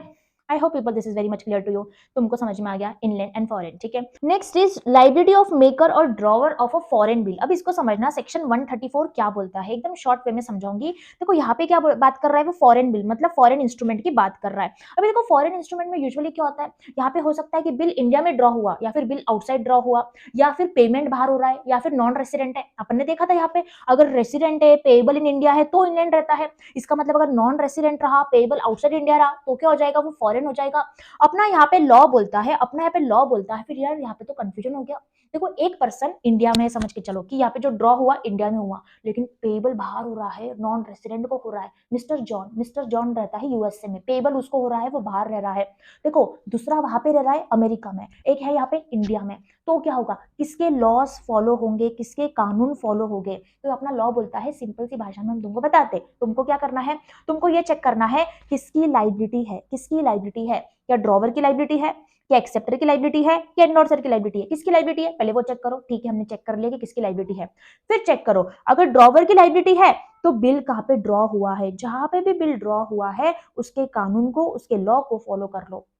अगर एक्सेप्टर और एंडोर्सर की लाइबिलिटी है तो जहां पे बिल पेएबल है, जहां पे बिल पेएबल है वो प्लेस के लॉज को फॉलो करो, वो प्लेस के कानून को फॉलो करो। एग्जांपल समझ के चलो, देखो सेम चीज यहाँ पे दी है, उसी तरीके से समझा रही हूँ। एग्जांपल नंबर 12 बहुत इंपॉर्टेंट है, इसको एक बार पढ़ लेना, इस पे भी केस स्टडी बेस्ड क्वेश्चन बन सकता है, ठीक है। एग्जांपल बता रही हूँ, एग्जांपल समझ के चलो कि ड्रॉवर इंडिया में रहता था और यहाँ पे इंटरेस्ट रेट 16% था, और एक्सेप्टर रहता था यूएसए में, वहां पे इंटरेस्ट रेट कितना था, वहां पे इंटरेस्ट रेट था 8%। एग्जाम्पल समझ के चलो, वहां पे इंटरेस्ट रेट था 8%। अगर लाइबिलिटी ड्रॉवर की आ जाएगी ना, तो बिल कहाँ पे ड्रॉ हुआ, इंडिया में ड्रॉ हुआ, इंटरेस्ट रेट क्या है 16% है, तो 16% इंटरेस्ट रेट लग जाएगा। अगर लाइबिलिटी एक्सेप्टर की है ना, वो यूएसए में रहता है, वहां का इंटरेस्ट रेट क्या है 8% है, तो 8% इंटरेस्ट रेट का पेमेंट हो जाएगा। अपने को बस ये चेक करना है सबसे पहले लाइबिलिटी किसकी है। अगर लाइबिलिटी ड्रॉवर की है तो जहां पे बिल ड्रॉ हुआ है वहां के कानून को फॉलो करो। अगर बिल इंडिया में ड्रॉ हुआ था, यहाँ का कानून बोलता है 16% इंटरेस्ट रेट है, तो 16% इंटरेस्ट रेट से पेमेंट करना पड़ेगा। समझ में आ गया। इन शॉर्ट अगर ड्रॉवर की लाइबिलिटी है तो बिल कहाँ पे ड्रॉ हुआ है वो चेक करो, अगर एक्सेप्टर की लाइबिलिटी है तो बिल कहाँ पे पेबल है वो चेक करो, जो भी प्लेस तुमको मिल गई वहां के कानून को फॉलो कर लेना, दैट्स इट, ठीक है। I hope people this is very much clear to you. मैंने सिंपल सी भाषा में बता दिया सेक्शन 134 में क्या दिया है। ये एग्जैक्ट ऐसे वर्ड टू वर्ड लर्न करने की जरूरत नहीं है, तुमको कंसेप्ट समझ में आ गया, एग्जाम में एक आधा क्वेश्चन आता है, कम चांसेस है, पर आया तुमको कंसेप्ट समझ में आ गया, अपने वर्डिंग में वहां पे लिख के आ जाना, ठीक है। अभी हर एक लाइन का, हर एक कीवर्ड का इतना टेंशन मत लेते बैठो, ठीक है। जो जो इंपॉर्टेंट है ज्यादा उस पर फोकस करो। अभी देखो इंपॉर्टेंट टॉपिक आ गया, that is inchoate and ambiguous instrument, that is inchoate and ambiguous instrument. Inchoate मतलब नाम से समझ में आ रहा है इनकम्प्लीट, क्या है इनकम्प्लीट, और एम्बिगुअस का मतलब रहता है कंफ्यूजन, क्या रहता है कंफ्यूजन, मतलब ये बहुत ही कंफ्यूजिंग इंस्ट्रूमेंट है और ये बहुत ही इनकम्प्लीट इंस्ट्रूमेंट है, इसको बोलते हैं इनकोएट एंड एम्बिगुअस इंस्ट्रूमेंट। समझना, अपना लॉ बोलता है अगर अगर तुम्हारे इंस्ट्रूमेंट में प्रॉपरली सिग्नेचर है, मे साइन मतलब प्रॉपरली सिग्नेचर तो है लेकिन दूसरी चीजें ब्लैंक है, देखो, and deliver the instrument to another person in his capacity leaving the instrument either wholly blank और having written on word incomplete, उसको क्या बोलते हैं इनकोएट इंस्ट्रूमेंट बोलते हैं। मतलब मैम ऐसा इंस्ट्रूमेंट बेटा जहाँ पे सिग्नेचर तो प्रॉपरली है लेकिन हो सकता है कि वहाँ पे अमाउंट मेंशन ना हो सकता है कि वहाँ पे डेट मेंशन ना हो सकता है कि वहाँ पे पेई मेंशन ना हो, उसको बोलते हैं इनकोएट इंस्ट्रूमेंट। क्या बोलते हैं इनकोएट इंस्ट्रूमेंट बोलते हैं, इनकम्प्लीट इंस्ट्रूमेंट बोलते हैं। जहाँ पे हो सकता है कि अमाउंट ही मेंशन नहीं है, यहाँ पे पेई का नाम मेंशन नहीं है, डेट मेंशन नहीं है, इसको बोलते हैं इनकोएट इंस्ट्रूमेंट। सोचो थोड़ा कितना रिस्की इंस्ट्रूमेंट है। इनकोएट मतलब क्या है, बहुत ही रिस्की है यार, नाम मेंशन नहीं है, हो सकता है अमाउंट मेंशन नहीं है, बहुत ही रिस्की है। अपना लॉ यहाँ पे सिंपल सी भाषा में बोलता है कि देखो, जो भी इनकोएट इंस्ट्रूमेंट को बनाएगा, चाहे प्रॉमिसरी नोट में मेकर बना रहा है, चाहे बिल ऑफ एक्सचेंज में एक्सेप्टर बना रहा है, जो भी इनकोएट इंस्ट्रूमेंट को बनाएगा, liability on drawing inchoate instrument, जो भी इनकोएट इंस्ट्रूमेंट को बनाएगा उसकी हमेशा लाइबिलिटी रहेगी। क्यों? क्योंकि तुमने बहुत ही रिस्की डॉक्यूमेंट बनाया। जैसे प्रॉमिसरी नोट में मेकर ने बनाया इनकोएट इंस्ट्रूमेंट, तो देखो यहाँ पे मेकर की लाइबिलिटी आ जाएगी। बिल ऑफ एक्सचेंज में एक्सेप्टर ने बनाया इनकोएट इंस्ट्रूमेंट, तो यहाँ पे एक्सेप्टर की लाइबिलिटी आ जाएगी। लॉ बोलता है जो भी इनकोएट इंस्ट्रूमेंट को बना रहा है, लाइबिलिटी उसी व्यक्ति की रहेगी, उसी व्यक्ति की रहेगी। फिर लाइबिलिटी बताई गई है, जिसने बनाया इंस्ट्रूमेंट, टुवर्ड्स द होल्डर क्या रहेगी, towards the holder in due course क्या रहेगी। अभी ध्यान से समझना, एग्जांपल के थ्रू समझाऊंगी। अभी देखो, मेरा एक क्लाइंट रहता है, ठीक है, मैंने ना उसको जीएसटी, ऑडिट, टैक्सेशन की बहुत सारी सर्विसेज दिया, ठीक है, उसका टोटल बिल बनता है 5 लाख रुपए का, उसका टोटल बिल 5 लाख रुपए का बनता है, लेकिन ना उसका काम अभी भी थोड़ा सा पेंडिंग है। तो उसने मुझे बोला कि मैम अभी भी काम थोड़ा सा पेंडिंग है, पता नहीं अभी और आगे क्या क्या काम हो सकता। तो मैं क्या करता हूँ ना, उसने क्या किया, प्रॉमिसरी नोट दिया मुझे, प्रॉमिसरी नोट दिया, सिग्नेचर करके दिया, प्रॉपरली प्रॉपरली सिग्नेचर करके दिया, और अमाउंट का जो कॉलम था ना वो ब्लैंक छोड़ दिया, और मुझे दे देता है कि मैम आपके हिसाब से आपकी जितनी भी फीस बनती है ना वो यहाँ पे लिख लेना, मैं आपको पेमेंट कर दूंगा। देखो कितनी रिस्क उठा रहा है, वो मेरे पे ट्रस्ट कर रहा है, वो मेरे पे ट्रस्ट कर रहा है। मतलब जो इनकोएट इंस्ट्रूमेंट जो देता है ना, वो सामने वाले पे बहुत ज्यादा ट्रस्ट करता है, और उसको क्या करता है, इनकम्प्लीट इंस्ट्रूमेंट देता है। अपना लॉ बोलता है तुमने ट्रस्ट किया, तुम्हारी गलती। अभी समझ के चलो कि मेरा टोटल बिल सिर्फ 5 लाख का हुआ था, टोटल बिल 5 लाख का हुआ था, मैंने इंस्ट्रूमेंट पे 10 लाख लिख लिया, 10 लाख लिख लिया, तो मैं कितना ले पाऊंगी, मैं कितना ले पाऊंगी इस मेकर से, जिसने इंस्ट्रूमेंट बनाया, उससे कितना ले पाऊंगी। अपना लॉ बोलता है होल्डर, होल्डर मतलब क्या है, मैं हूं, क्योंकि इंस्ट्रूमेंट किसके पास है, मेरे पास है। होल्डर मतलब जिसके पास इंस्ट्रूमेंट रहता है, यार ये इंस्ट्रूमेंट मेरे पास है, क्या हूं मैं होल्डर हूं। जिसके पोजीशन में इंस्ट्रूमेंट रहता है उसको होल्डर बोला जाता है। मेरे हाथ में इंस्ट्रूमेंट है मतलब मैं होल्डर हूं। इस केस में प्रॉमिसरी नोट किसके पास है, मेरे पास है, तो मैं होल्डर हूं। तो यहाँ पे ये जो मेकर रहेगा उसकी लाइबिलिटी क्या रहेगी, होल्डर के टुवर्ड्स कितनी रहेगी, देखो, the holder of such instrument cannot recover the amount in excess of the amount intended to be paid by the signer। intended का मतलब क्या है, अपना लॉ बोलता है जितना अमाउंट तुमने पे करना चाहिए था, मतलब जितने तुम्हारी टोटल लाइबिलिटी बनती है उतना ही तुमको पे करना पड़ेगा। यहाँ पे अगर मैंने इसको एक्चुअल सर्विस 5 लाख की प्रोवाइड किया, तो मैं इससे 5 लाख ही ले सकती हूँ, उसके ऊपर नहीं ले सकती, और ना ही उसको देना पड़ेगा। अगर मैंने उसको बोला कि मुझे फिर भी एक्स्ट्रा पैसा दो, मैंने 10 लाख लिख लिया, तो वो कोर्ट में जाके केस फाइल कर सकता है और जीतेगा वो, क्योंकि यहाँ पे बोलता है होल्डर सिर्फ उतना ही पैसा ले सकता है जितना वो एलिजिबल है। यहाँ पे मैं कितने के लिए एलिजिबल हूँ, मैं सिर्फ 5 लाख के लिए एलिजिबल हूँ, क्योंकि मैंने 5 लाख की सर्विस दिया यार। सिर्फ अगर 5 लाख की सर्विस दिया, मैं कितना ले पाऊंगी, सिर्फ 5 लाख ले पाऊंगी।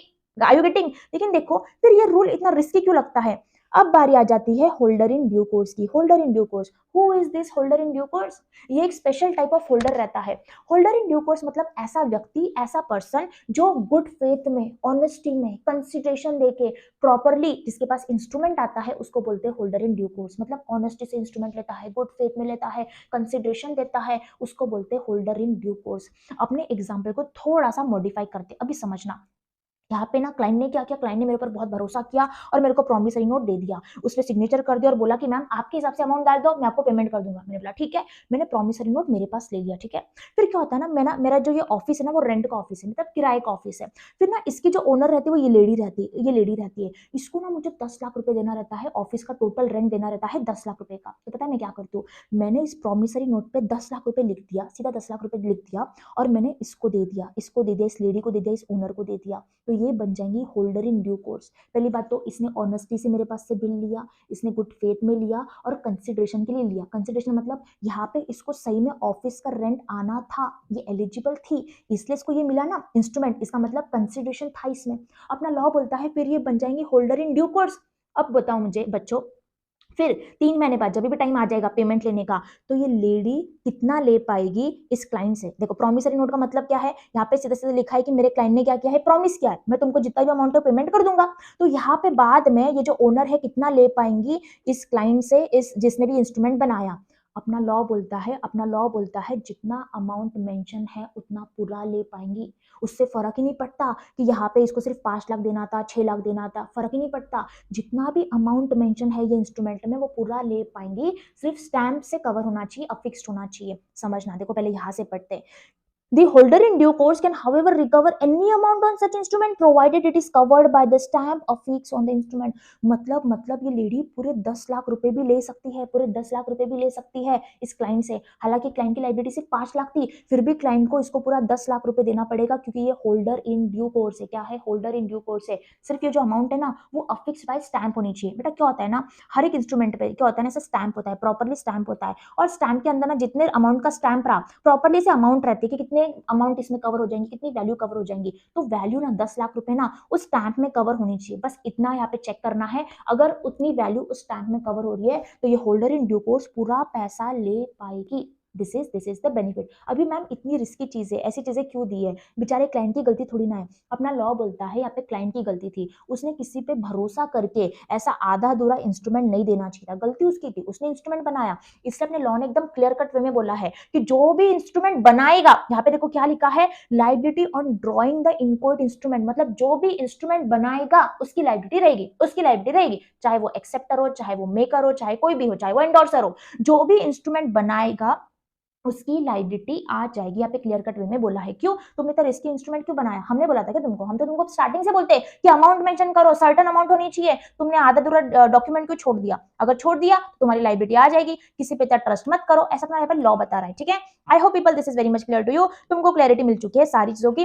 जो अपन ने अभी समझा ना वो सेम चीज यहाँ पे दी है, एकदम डिटेल में बताया गया है, लेकिन सेम चीज है। ठीक है, तुम बस प्रॉपरली ये दोनों पॉइंट्स को समझ लेना, होल्डर और होल्डर इन ड्यू कोर्स। ठीक है, next is people ambiguous instrument. Ambiguous मतलब कंफ्यूजिंग इंस्ट्रूमेंट। यार इंस्ट्रूमेंट देख के ना कंफ्यूजन हो रहा है कि ये निगोशिएबल इंस्ट्रूमेंट तो है, लेकिन क्या ये बिल ऑफ एक्सचेंज है कि प्रॉमिसरी नोट है? कभी कभी क्या होता है ना, थोड़ा कंफ्यूजिंग वर्ड्स रहता है। जैसे कि अपन ने देखा था बिल ऑफ एक्सचेंज में क्या वर्ड रहता है? ऑर्डर वर्ड रहता है। प्रॉमिसरी नोट में क्या वर्ड रहता है? यहाँ पे प्रॉमिस दिया जाता है। अगर तुम्हारे इंस्ट्रूमेंट में कुछ ऐसा वर्ड है, आई ऑर्डर या फिर I promise, I order slash promise, समझ में नहीं आ रहा है कि ये प्रॉमिसरी नोट है, कि ये प्रॉमिसरी नोट है, यहाँ पे रिक्वेस्ट छोड़ दो, ऑर्डर डालो, फिर तुमको समझ में आएगा कि मैं क्या बोलना चाह रही हूँ।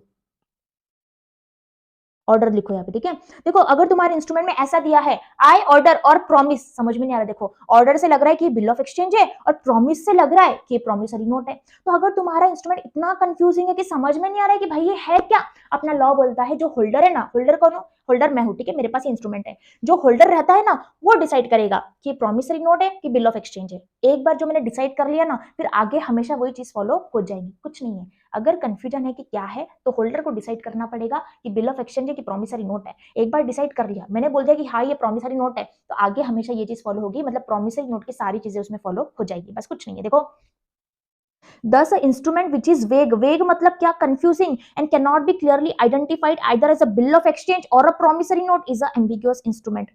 In other words, such an instrument may be constituted either a promissory note or a bill of exchange. Section 17 provides that holder may at his discretion मतलब अपनी मर्जी से treat it as either the instrument shall thereafter be treated accordingly. Thus after exercising his option the holder cannot change that it is the other kind of instrument. मतलब decide कर लो कि वो promissory note है कि bill of exchange है। एक बार decide कर लिया, बाद में चेंज मत करना। यहाँ पे दिया है the holder can not change, बाद में चेंज मत करना, एक बार ही डिसाइड कर लो। Okay, I hope this is very much clear to you. Next is people negotiation. Negotiation यहाँ पे पता है पूरे पैराग्राफ में एक ही चीज दी है। क्या चीज दी है? यहाँ पे बस इतना बोला गया है कि निगोशिएशन प्रॉपर तरीके से होना चाहिए, मतलब डिलीवरी प्रॉपर तरीके से होना चाहिए। जब तक इंस्ट्रूमेंट प्रॉपरली डिलीवर नहीं हो रहा है, जब तक इंस्ट्रूमेंट प्रॉपरली डिलीवर नहीं होता है, कोई भी राइट ट्रांसफर नहीं होंगे। कोई भी राइट ट्रांसफर होते हैं क्या? नहीं होते। उसी को बोला जाता है निगोशिएशन, उसी को बोला जाता है ट्रांसफर। क्या बोला जाता है? ट्रांसफर। देखो when a negotiable instrument is transferred to any person with a view to constitute the person holder thereof, the instrument is deemed to be negotiated. Thus there is transfer of ownership of the instrument. और अपन ने तो ये चीज already पढ़ लिया था। A negotiable instrument may be negotiated either by delivery to bearer or by order, अपन ने ऑलरेडी पढ़ लिया था। सेम चीज रिपीटेड है। देखो देखो यही दिया है एकदम शॉर्ट फॉर्म में, फिर से दिया, आगे भी सेम चीज दिया। देखो a promissory note, bill of exchange और cheque payable to bearer is negotiable by delivery. अपन ने पहले पढ़ लिया था, डिलीवरी भी हो सकती है या फिर एंडोर्समेंट एंड डिलीवरी भी हो सकती है। देखो अभी शॉर्ट फॉर्म में दिया है निगोशिएशन कैसे हो सकता है, एक तो बियरर हो सकता है या फिर ऑर्डर हो सकता है। बियरर कैसे होगा? सिर्फ डिलीवरी देना पड़ेगा। ऑर्डर कैसे होगा? एंडोर्समेंट एंड डिलीवरी देना पड़ेगा। अपनी ना ये चीज बाकी है, एक्चुअल और कंस्ट्रक्टिव जो आगे दिया अपन पढ़ने वाले हैं। What is this actual delivery and what is this constructive delivery, अपन आगे पढ़ने वाला है। देखो यहाँ पे सेम चीज है, कुछ भी अलग नहीं है। सो नेक्स्ट जाते हैं कि यहाँ पे एक्चुअल क्या है और कंस्ट्रक्टिव क्या है, समझना। Next is people importance of delivery in negotiation, section 46। अब इसको समझना, ये वाले पैराग्राफ से ना केस स्टडी बेस्ड क्वेश्चन बन सकता है, स्पेशली जो लाइन मैंने हाईलाइट किया है उस पे से, ठीक है। सो अच्छे से समझना। सबसे पहली बात तो अगर तुमको नेगोशिएशन करना है, प्रॉपरली इंस्ट्रूमेंट को ट्रांसफर करना है, तो डिलीवरी तो करना ही पड़ेगा, चाहे पेबल टू ऑर्डर हो चाहे पेबल टू बियरर हो। सो फर्स्ट लाइन दी है, delivery of an instrument is essential whether the instrument is payable to bearer or order. What is delivery? ऐसे इंस्ट्रूमेंट को ट्रांसफर करना, उसको बोलते हैं डिलीवरी। अभी डिलीवरी दो तरीके से हो सकती है, first is actual delivery, second is constructive delivery. Actual delivery का मतलब क्या होता है? That take place when the instrument changes hand physically. अभी इंस्ट्रूमेंट मेरे पास है, मैंने तुमको हैंड टू हैंड डिलीवरी कर दिया, मतलब physically hand to hand delivery कर दिया, इसको बोलते हैं एक्चुअल डिलीवरी, ठीक है। कंस्ट्रक्टिव डिलीवरी का मतलब क्या है? कंस्ट्रक्टिव डिलीवरी का मतलब क्या है? अभी ध्यान से एग्जांपल समझना। अभी देखो, मुझे मिस्टर ए को इंस्ट्रूमेंट ट्रांसफर करना था, लेकिन मैं उसके बिजनेस एरिया पे जाती हूँ, वहां पे मिस्टर ए मौजूद नहीं रहता, वहां पे अवेलेबल नहीं रहता, लेकिन मिस्टर ए का एजेंट रहता है। मिस्टर ए का एजेंट रहता है, एजेंट मतलब जो काम करता है ओनर के लिए, ठीक है। तो यहाँ पे इसका एजेंट काम कर रहा है मिस्टर ए के लिए, वहां पे उसका एजेंट रहता है। तो क्या मैं ये इंस्ट्रूमेंट उसके एजेंट को दे सकती हूँ? अपना लॉ बोलता है यस, तुम दे सकते हो। इसको हम कंस्ट्रक्टेड डिलीवरी मान लेंगे और ये प्रॉपर वैलिडेशन हो जाएगा, प्रॉपर ट्रांसफर हो जाएगा। क्या मैं उसके क्लर्क को दे सकती हूँ जो काम कर रहा है यहाँ पे ओनर के लिए? दे सकती हूँ। क्या मैं उसके सर्वेंट को दे सकती हूँ? दे सकती हूँ। तो यहाँ पे लॉ बोलता है, इसको बोलते हैं कंस्ट्रक्टिव डिलीवरी। यहाँ पे जब तुम एजेंट को, क्लर्क को, सर्वेंट को इंस्ट्रूमेंट दे रहे हो, तो ये तो कुछ टाइम के लिए होल्ड कर रहे हैं, किसके लिए? ओनर के लिए, मतलब मिस्टर ए के लिए। Are you getting? वो इंस्ट्रूमेंट बाद में किसके पास जाने वाला है? मिस्टर ए के पास जाने वाला है। तो अपना लॉ बोलता है ये अलाउड है। इसका मतलब अगर मुझे कोई पर्सन को इंस्ट्रूमेंट ट्रांसफर करना है, तो उसके बजाय मैं उसके एजेंट को दे सकती हूँ, उसके क्लर्क को दे सकती हूँ, या फिर उसके सर्वेंट को भी वो इंस्ट्रूमेंट ट्रांसफर कर सकती हूँ। वो वैलिड ट्रांसफर माना जाएगा, वैलिड डिलीवरी माना जाएगा। ओके, सो सेम चीज यहाँ पे दी है, constructed delivery takes place when the instrument is delivered to the agent, clerk or servant of the endorsee on his behalf, or when the endorser after endorsement holds the instrument as an agent of the endorsee। ये हो जाएगा constructed delivery. I hope people this is very much clear to you. दोनों delivery तुमको समझ में आ चुकी है। Another very very important point is, यहाँ से क्वेश्चन बन सकता है। मैंने देखो इसका केस स्टडी बेस्ड क्वेश्चन, इसका स्क्रीनशॉट यहाँ पे लगवा दिया है, आप ये पीडीएफ में से पढ़ लेना, ठीक है। मैं तुमको प्रोवाइड कर दूंगी, लेकिन मैंने क्या किया है, जो जो टॉपिक दिया है ना यहाँ पे, उसके साइड में जो भी स्क्रीनशॉट लगाया है, मतलब वो टॉपिक से रिलेटेड है। Okay, so people yes, if a person makes the endorsement of instrument but before the same could be delivered to the endorsee, the endorser dies, the legal representative of the deceased person cannot negotiate the same by mere delivery। ये क्या बोलना चाह रहे हैं ma'am? Section 57 क्या बोलना चाह रहा है बेटा? ये बोलना चाह रहा है, ये बोलना चाह रहा है, समझो मेरी बात।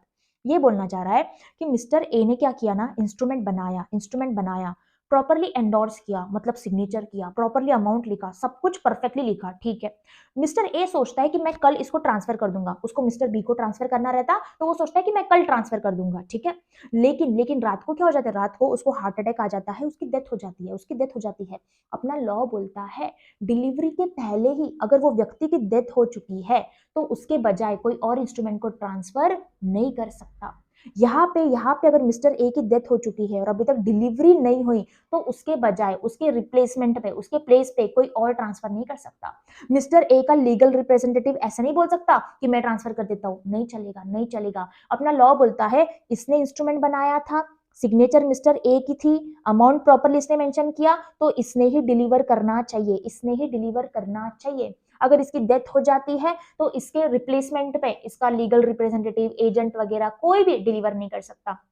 तो डिलीवरी देखो बहुत इंपॉर्टेंट है। डिलीवरी उसी व्यक्ति से होनी चाहिए जो ट्रांसफर करना चाहता है। यहाँ पे मिस्टर ए को ट्रांसफर करना चाहिए था, लेकिन अगर उनकी डेथ हो चुकी है, तो उसके रिप्लेसमेंट में कोई और ट्रांसफर नहीं कर सकता। Are you getting? तो सेम चीज यहाँ पे दी है, if a person makes a endorsement of the instrument, मतलब उसने सिग्नेचर कर दिया, but before the same could be deliver, अभी तक डिलीवरी नहीं हुई, to the endorsee, the endorser dies, उसकी डेथ हो जाती है, the legal representative of the deceased person cannot negotiate, वो निगोशिएट नहीं कर सकता। I hope people this is very much clear to you. जो मैंने पॉइंट्स को हाईलाइट किया है, तुम उसको अच्छे से पढ़ लेना, उस पर क्वेश्चन बनने के चांसेस है। और एक चीज को याद रखना, तुम्हारे क्वेश्चन में घुमा फिरा के कुछ भी दिया हो, तुमको बस एक चीज चेक करनी है, क्या प्रॉपरली डिलीवरी हो रही है क्या। जब तक प्रॉपरली डिलीवरी नहीं हो रही है, वो प्रॉपर निगोशिएशन नहीं माने जाएगा। तुम्हारे इसमें से घुमा फिरा के क्वेश्चन देते कि आधी नोट दे दिया, आधी नोट इसके पास है। अरे कभी भी इंस्ट्रूमेंट तो पूरा होना चाहिए ना, आधा अधूरा इंस्ट्रूमेंट, आधा अधूरा इंस्ट्रूमेंट थोड़ी ना पूरा रहता, तो प्रॉपर डिलीवरी मानी नहीं जाएंगी। घुमा फिरा के कुछ भी पूछे तुमको, बस एक चीज याद रखनी है, क्या प्रॉपर डिलीवरी हो रही है, क्या हो रही है, मतलब इंस्ट्रूमेंट प्रॉपर्ली निगोशिएट हो रहा है, नहीं तो नहीं हो रहा है। इस पे से ऐसा क्वेश्चन बन सकता है, बाकी कुछ नहीं बनेगा, ठीक है।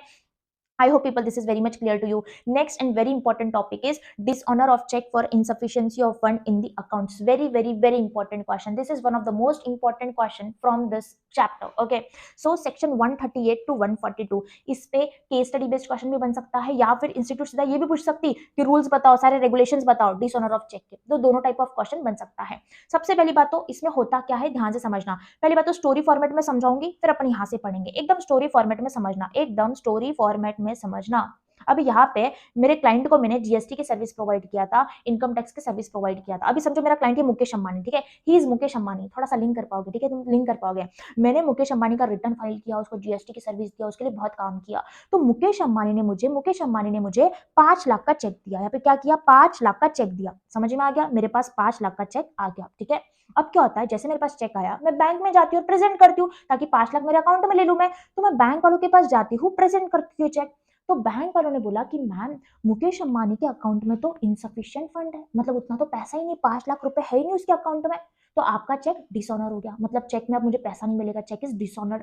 तो ये रीजन हो सकता है डिसऑनर का, कि सामने वाले के अकाउंट में पैसा ही ना हो, इनसफिशिएंट फंड। वर्ड क्या है, इनसफिशिएंट फंड। या फिर मुकेश अंबानी ने अपने बैंक के साथ अग्रीमेंट किया था कि मेरे अकाउंट से अगर कभी ट्रांसफर होंगे तो 2 लाख होंगे, 2 लाख के ऊपर मत करना। देखो उसने अग्रीमेंट किया था अपने बैंक वालों के साथ कि मेरे अकाउंट से 2 लाख ट्रांसफर करना, उसके ऊपर मत करना, और मुझे चेक दे दिया 5 लाख रुपए का। ये भी तो गलत हो गया ना। 2 रीजन यहाँ पे क्या है, एक तो इनसफिशिएंसी ऑफ फंड है, मतलब उसके अकाउंट में पैसा ही नहीं है, या फिर उसने क्या किया, उसने बेटा अग्रीमेंट बनाया। क्या बनाया, अग्रीमेंट बनाया। अपना लॉ बोलता है अगर उसने अग्रीमेंट बनाया या फिर insufficiency of fund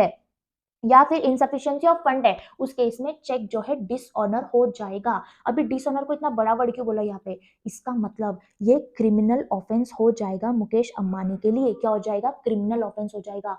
criminal offence का मतलब है कि यहाँ पे मुकेश अंबानी को सजा होगी। क्या होगी, सजा होगी। कितनी सजा हो सकती है, 2 साल की जेल भी हो सकती है, या फिर twice of amount of cheque हो सकता है। ट्वाइस ऑफ अमाउंट मतलब 2 टाइम्स मल्टीप्लाई कर दो, 5 लाख का चेक था, इंटू 2 क्या हो गया, 10 लाख। 10 लाख की पेनल्टी उसको देनी पड़ सकती है, twice of amount of cheque, या फिर 2 साल की सजा हो सकती है। समझ में आया क्या। इसका मतलब मैम अगर तुम किसी को चेक दे रहे हो तो तुम्हारे अकाउंट में पैसा होना चाहिए, और ऐसी कोई अग्रीमेंट नहीं होनी चाहिए, तो वो प्रॉपर चेक माना जाएगा, तो डिसऑनर हो जाएगा। हाँ, डिसऑनर हो जाएगा। और डिसऑनर कोई छोटी मोटी बात नहीं है, क्रिमिनल ऑफेंस माना गया इसको। 2 साल की जेल की सजा भी मिल सकती है, या फिर twice of amount of cheque भी पेमेंट करना पड़ सकता है। इतनी बड़ी पेनल्टी है।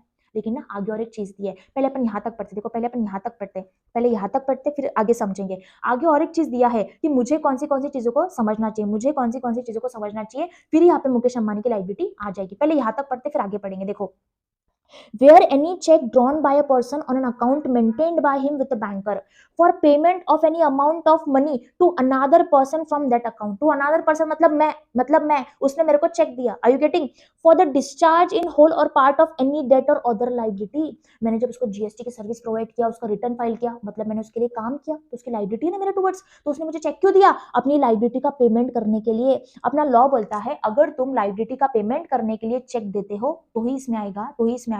अभी देखो, अभी ब्रैकेट में कुछ दिया है, पहले वो बाद में पढ़ते, पहले ये पढ़ते।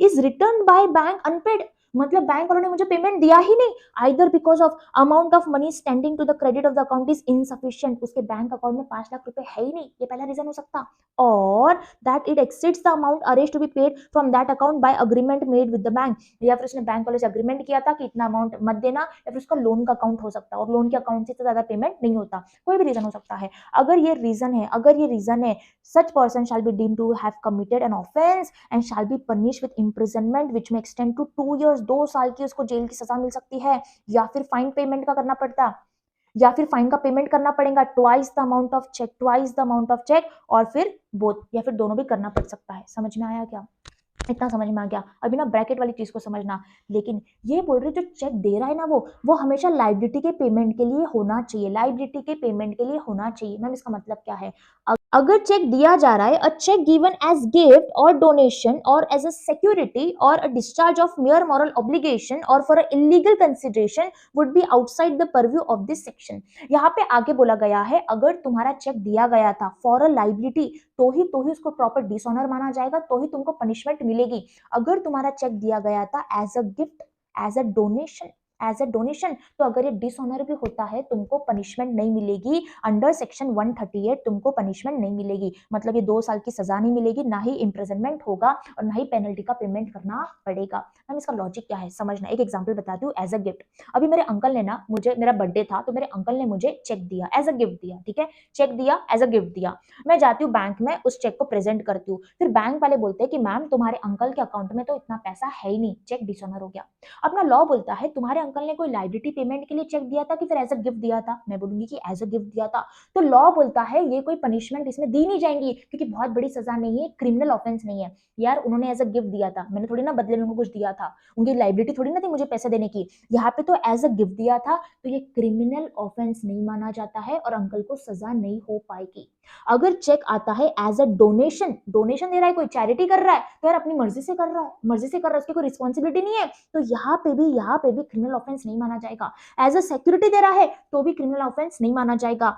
Discharge of mere moral obligation, moral obligation मतलब उसका लीगल ऑब्लिगेशन नहीं है, लीगल ऑब्लिगेशन नहीं है, जैसे कि मैंने चेक दिया कुछ पुअर पीपल को, कुछ पुअर पीपल को चेक दिया मदद करने के लिए, तो वहां पे मेरी कोई रिस्पॉन्सिबिलिटी थोड़ी ना थी कि उनको पैसा देना है, वो तो मैं एज अ हेल्प करने के लिए मैंने उनको चेक दिया, तो क्या था, मॉरल ऑब्लिगेशन था, तो उसमें भी जो चेक डिसऑनर हो जाएगा उसमें पनिशमेंट नहीं हो पाएगी। या फिर ना गवर्नमेंट ने जो रास्ते बनाए वो बहुत बुरी तरीके से बनाए, अच्छे से नहीं बनाए, तो मैंने ना रास्ते बनाने के लिए मैंने चेक दिया, रास्ते बनाने के लिए मैंने चेक दिया, तो उस केस में भी अगर चेक डिसऑनर हो जाता है तो उस केस में मुझे पनिशमेंट नहीं होगी। क्यों? क्योंकि that was just a mayor moral obligation, मेरी रिस्पॉन्सिबिलिटी नहीं है रास्ते बनाना, मेरे को तो कुछ अच्छा काम करना था, इसलिए मैंने रास्ते बनाने के लिए यहाँ पे चेक दे दिया, तो यहाँ पे मेरी रिस्पॉन्सिबिलिटी नहीं थी। तो सिंपल सी भाषा में यहाँ पे जो चीजें कवर है वो क्या बोल रहे हैं, अगर तुम्हारी रिस्पॉन्सिबिलिटी नहीं थी, तुमने अपनी मर्जी से किया कोई काम, मर्जी से कोई काम किया, as a donation, as a gift, as a किसी को हेल्प करना, किसी की मदद करना, अगर तुमने चेक उस पर्पस के लिए दिया है तो तुमको पनिशमेंट नहीं मिलेगी, इस सेक्शन के अंदर तुमको सजा नहीं मिलेगी, और बहुत लॉजिकल है।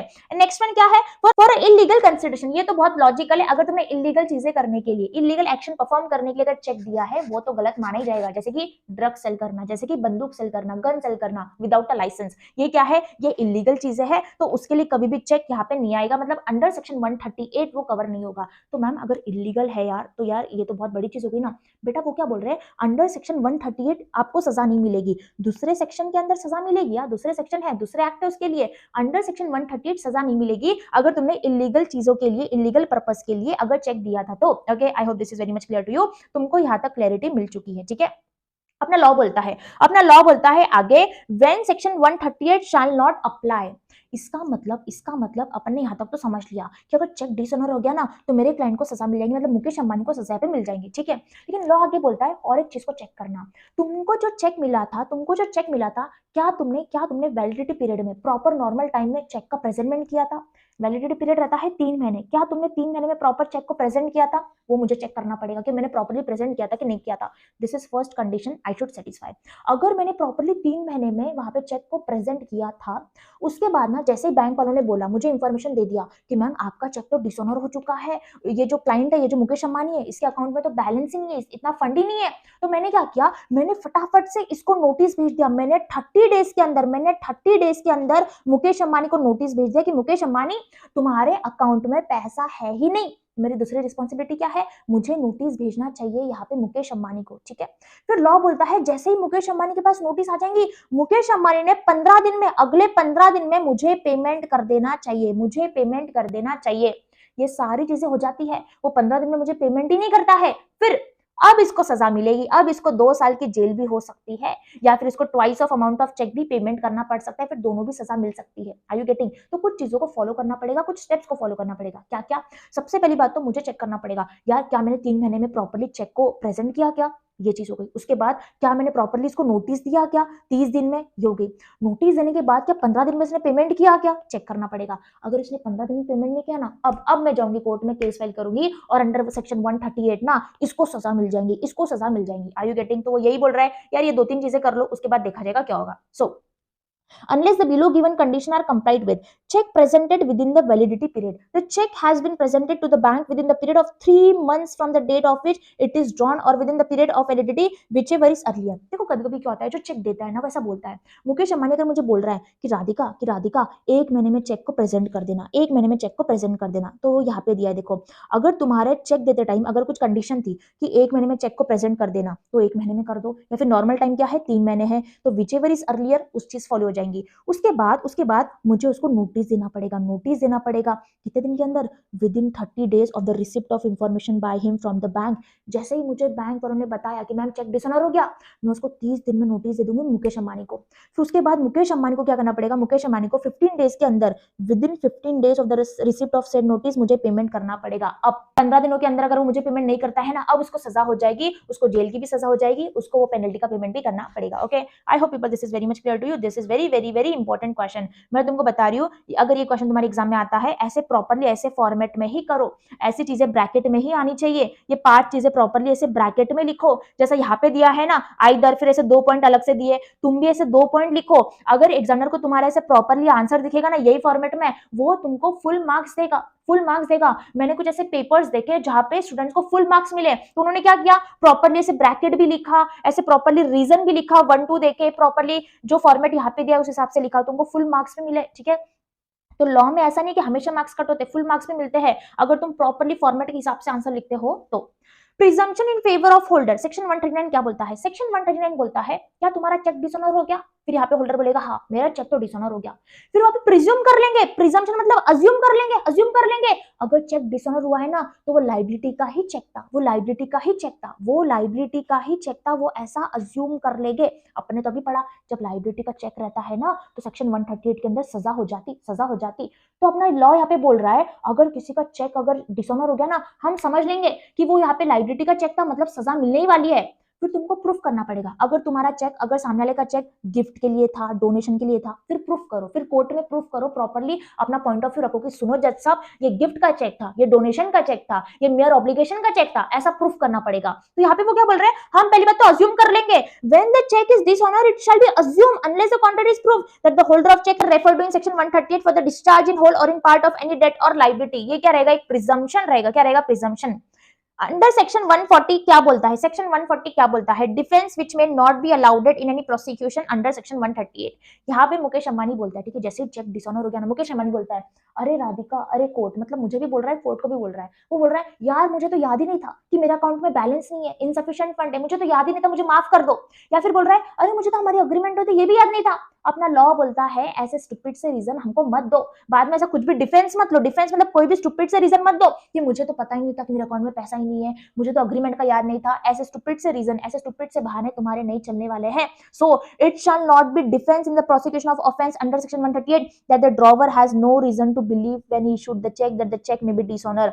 वो ऐसे कोई भी बहाना नहीं बोल सकता कि मुझे तो पता ही नहीं था कि मेरे अकाउंट में बैलेंस नहीं था, मुझे तो पता ही नहीं था कि यहाँ पे मैंने कोई अग्रीमेंट किया था, अग्रीमेंट का मुझे याद ही नहीं था। ऐसी चीजें, ऐसे बहाने, ऐसे स्टूपिड से बहाने वो नहीं बोल सकता है, उसको डिफेंस नहीं मिलेगा, मतलब उसको सजा मिल ही जाएगी। Okay, next is people presentment of instrument. Okay, first topic is section 61, next topic is section 62. 61 बात करता है बिल ऑफ एक्सचेंज के रिगार्डिंग, 62 बात करता है प्रोमिसरी नोट के रिगार्डिंग। ठीक है, दोनों बात करते हैं आफ्टर साइट। तो ये जो दोनों सेक्शन है ये सिर्फ एप्लीकेबल होते हैं आफ्टर साइट के केस में। पहली बात तो what do you mean bye after site.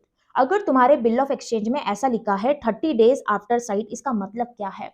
Example, मैं ड्रॉवर हूं, तुम लोग ड्रॉई हो, तो जिसको पैसा मिलना रहता है ना, मतलब मुझे पैसा मिलना है क्योंकि मैं ड्रॉवर हूं बिल ऑफ एक्सचेंज के केस में, जिसको पैसा मिलना है उसको ये बिल प्रेजेंट करना पड़ता है ड्रॉई के पास, मतलब जो पैसा देगा उसके पास।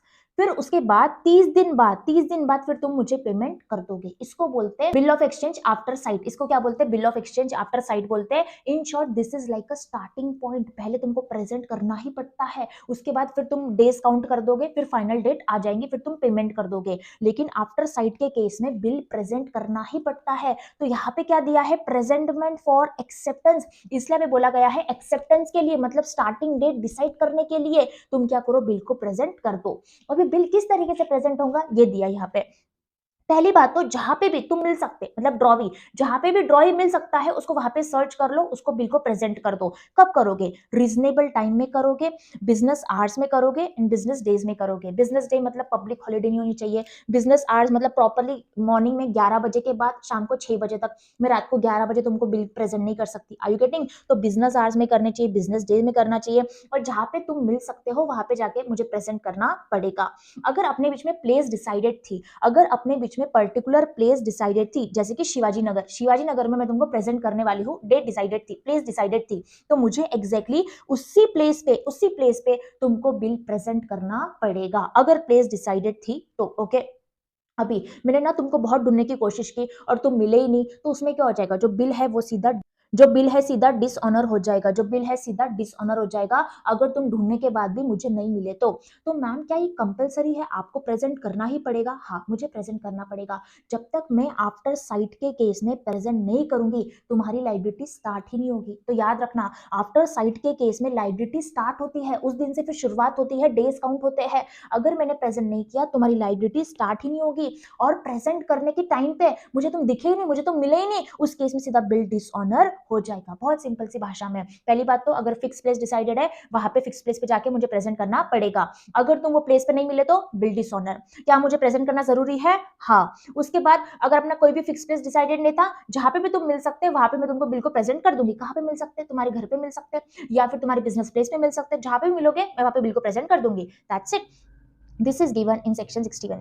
यहाँ पे बोला गया है, देखो बिल प्रेजेंट करना मतलब ऐसा नहीं है कि तुमको वहां पे जाना ही पड़ेगा हर एक केस में। तुम क्या कर सकते हो, पोस्ट ऑफिस के थ्रू रजिस्टर्ड लेटर भी भेज सकते हो, ये भी कहीं ना कहीं प्रेजेंटमेंट हो जाएगा, चलता है ये भी। चाहे तुम जाके प्रेजेंट करो या फिर वहां पे प्रॉपरली एड्रेस पे रजिस्टर्ड लेटर भेज दो, वो भी चलता है।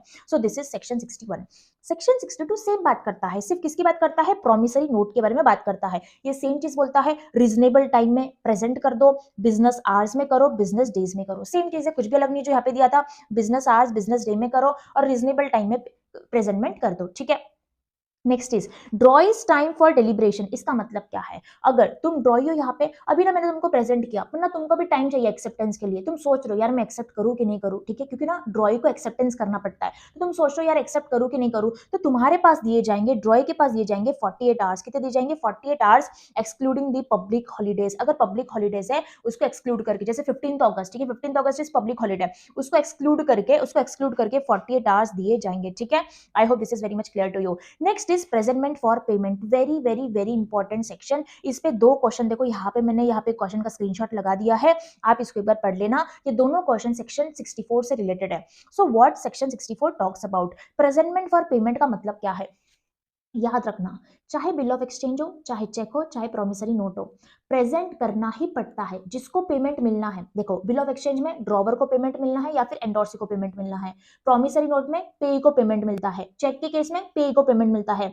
जिसको भी पेमेंट मिलना है उसको हमेशा प्रेजेंट करना पड़ेगा। प्रेजेंटमेंट फॉर पेमेंट मतलब जैसे ड्यू डेट आ जाएगी, सामने वाले को बताना पड़ेगा कि भाई ड्यू डेट आ चुकी है, देख अपना ये बिल था, अपनी प्रोमिसरी नोट थी, मुझे पेमेंट दे दे। इसको बोलते हैं प्रेजेंटमेंट फॉर पेमेंट। मतलब पेमेंट के दिन बताना पड़ेगा कि ड्यू डेट आ चुकी है, मेरा पेमेंट वापस दे दे, इसको बोलते हैं presentment for payment. I hope people this is very much clear to you. तो यहाँ पे बोला गया है, whether is promissory note, bill of exchange और cheque must be presented for payment to the maker, acceptor और drawee thereof respectively by or on behalf of holder as thereafter provided.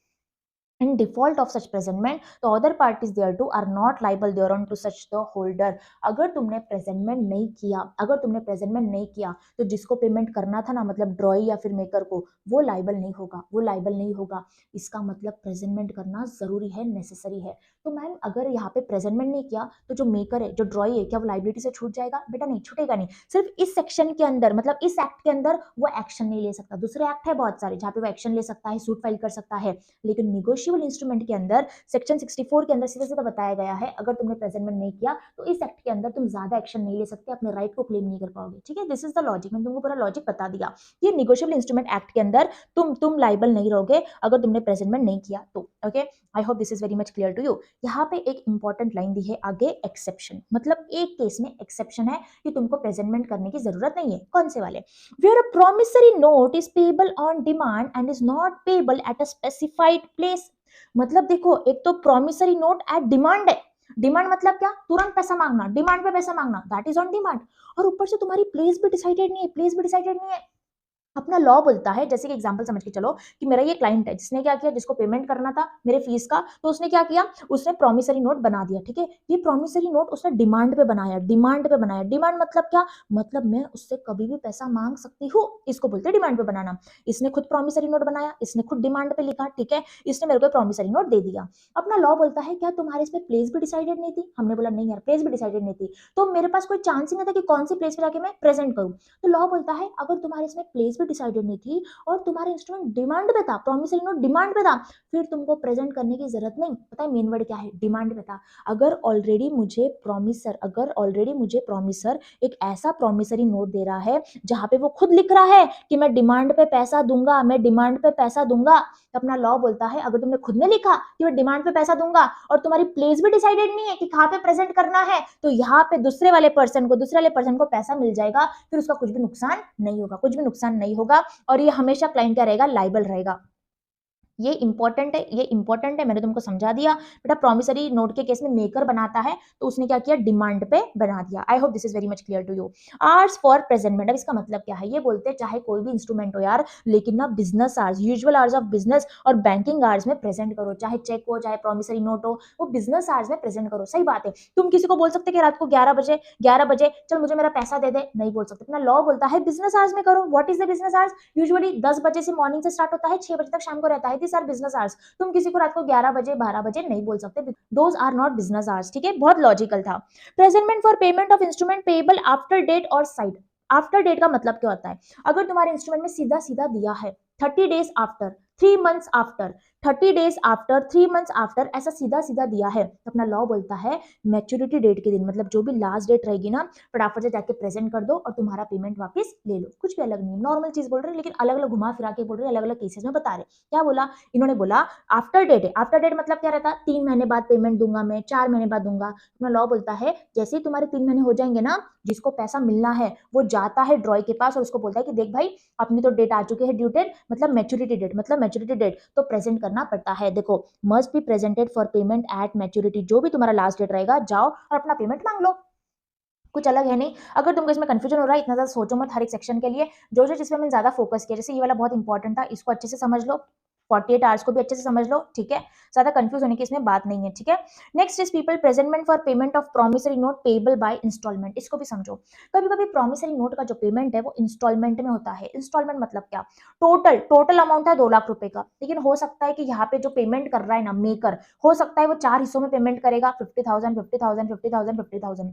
तो अपना लॉ बोलता है फिर इस केस में जहाँ पे हिस्सों में पेमेंट हो रहा है, फिर हमने कब प्रेजेंट करना चाहिए, ये तो कंफ्यूजिंग सिचुएशन है। लॉ बोलता है टेंशन मत लो, जो भी तुम्हारी इंस्टॉलमेंट की जो भी डेट थी उसके तीसरे दिन, उसके थर्ड दिन प्रेजेंटमेंट कर देना। जैसे ग्रेस डेज नहीं रहता बिल ऑफ एक्सचेंज में, सेम चीज बोली यहाँ पे, जैसे यहाँ पे सेम चीज बोली। देखो presentment of payment of promissory note कैसी हो जाएगी, वो हो जाएगी must be presented for payment on the third day, तीसरे दिन जो भी डेट फिक्स हुई थी उसके तीसरे दिन यहाँ पे प्रेजेंटमेंट हो जाएगा, अगर इंस्टॉलमेंट में पेमेंट हो रहा है तो। ओके यहाँ पे देखो presentment for payment of instrument payable at a specified place and not elsewhere. अच्छे से सुनना, सेक्शन 69 क्या बोलता है, instrument payable at specified place. Ma'am ये क्या है, देखो instrument payable at specified place, okay, मतलब प्लेस डिसाइडेड थी। यहाँ पे क्या है, instrument payable at specified date, यहाँ पे प्लेस डिसाइडेड थी, लेकिन यहाँ पे क्या है, एंड नॉट एल्सवेयर, यहाँ पे एक्स्ट्रा वर्ड क्या है, एंड नॉट एल्सवेयर।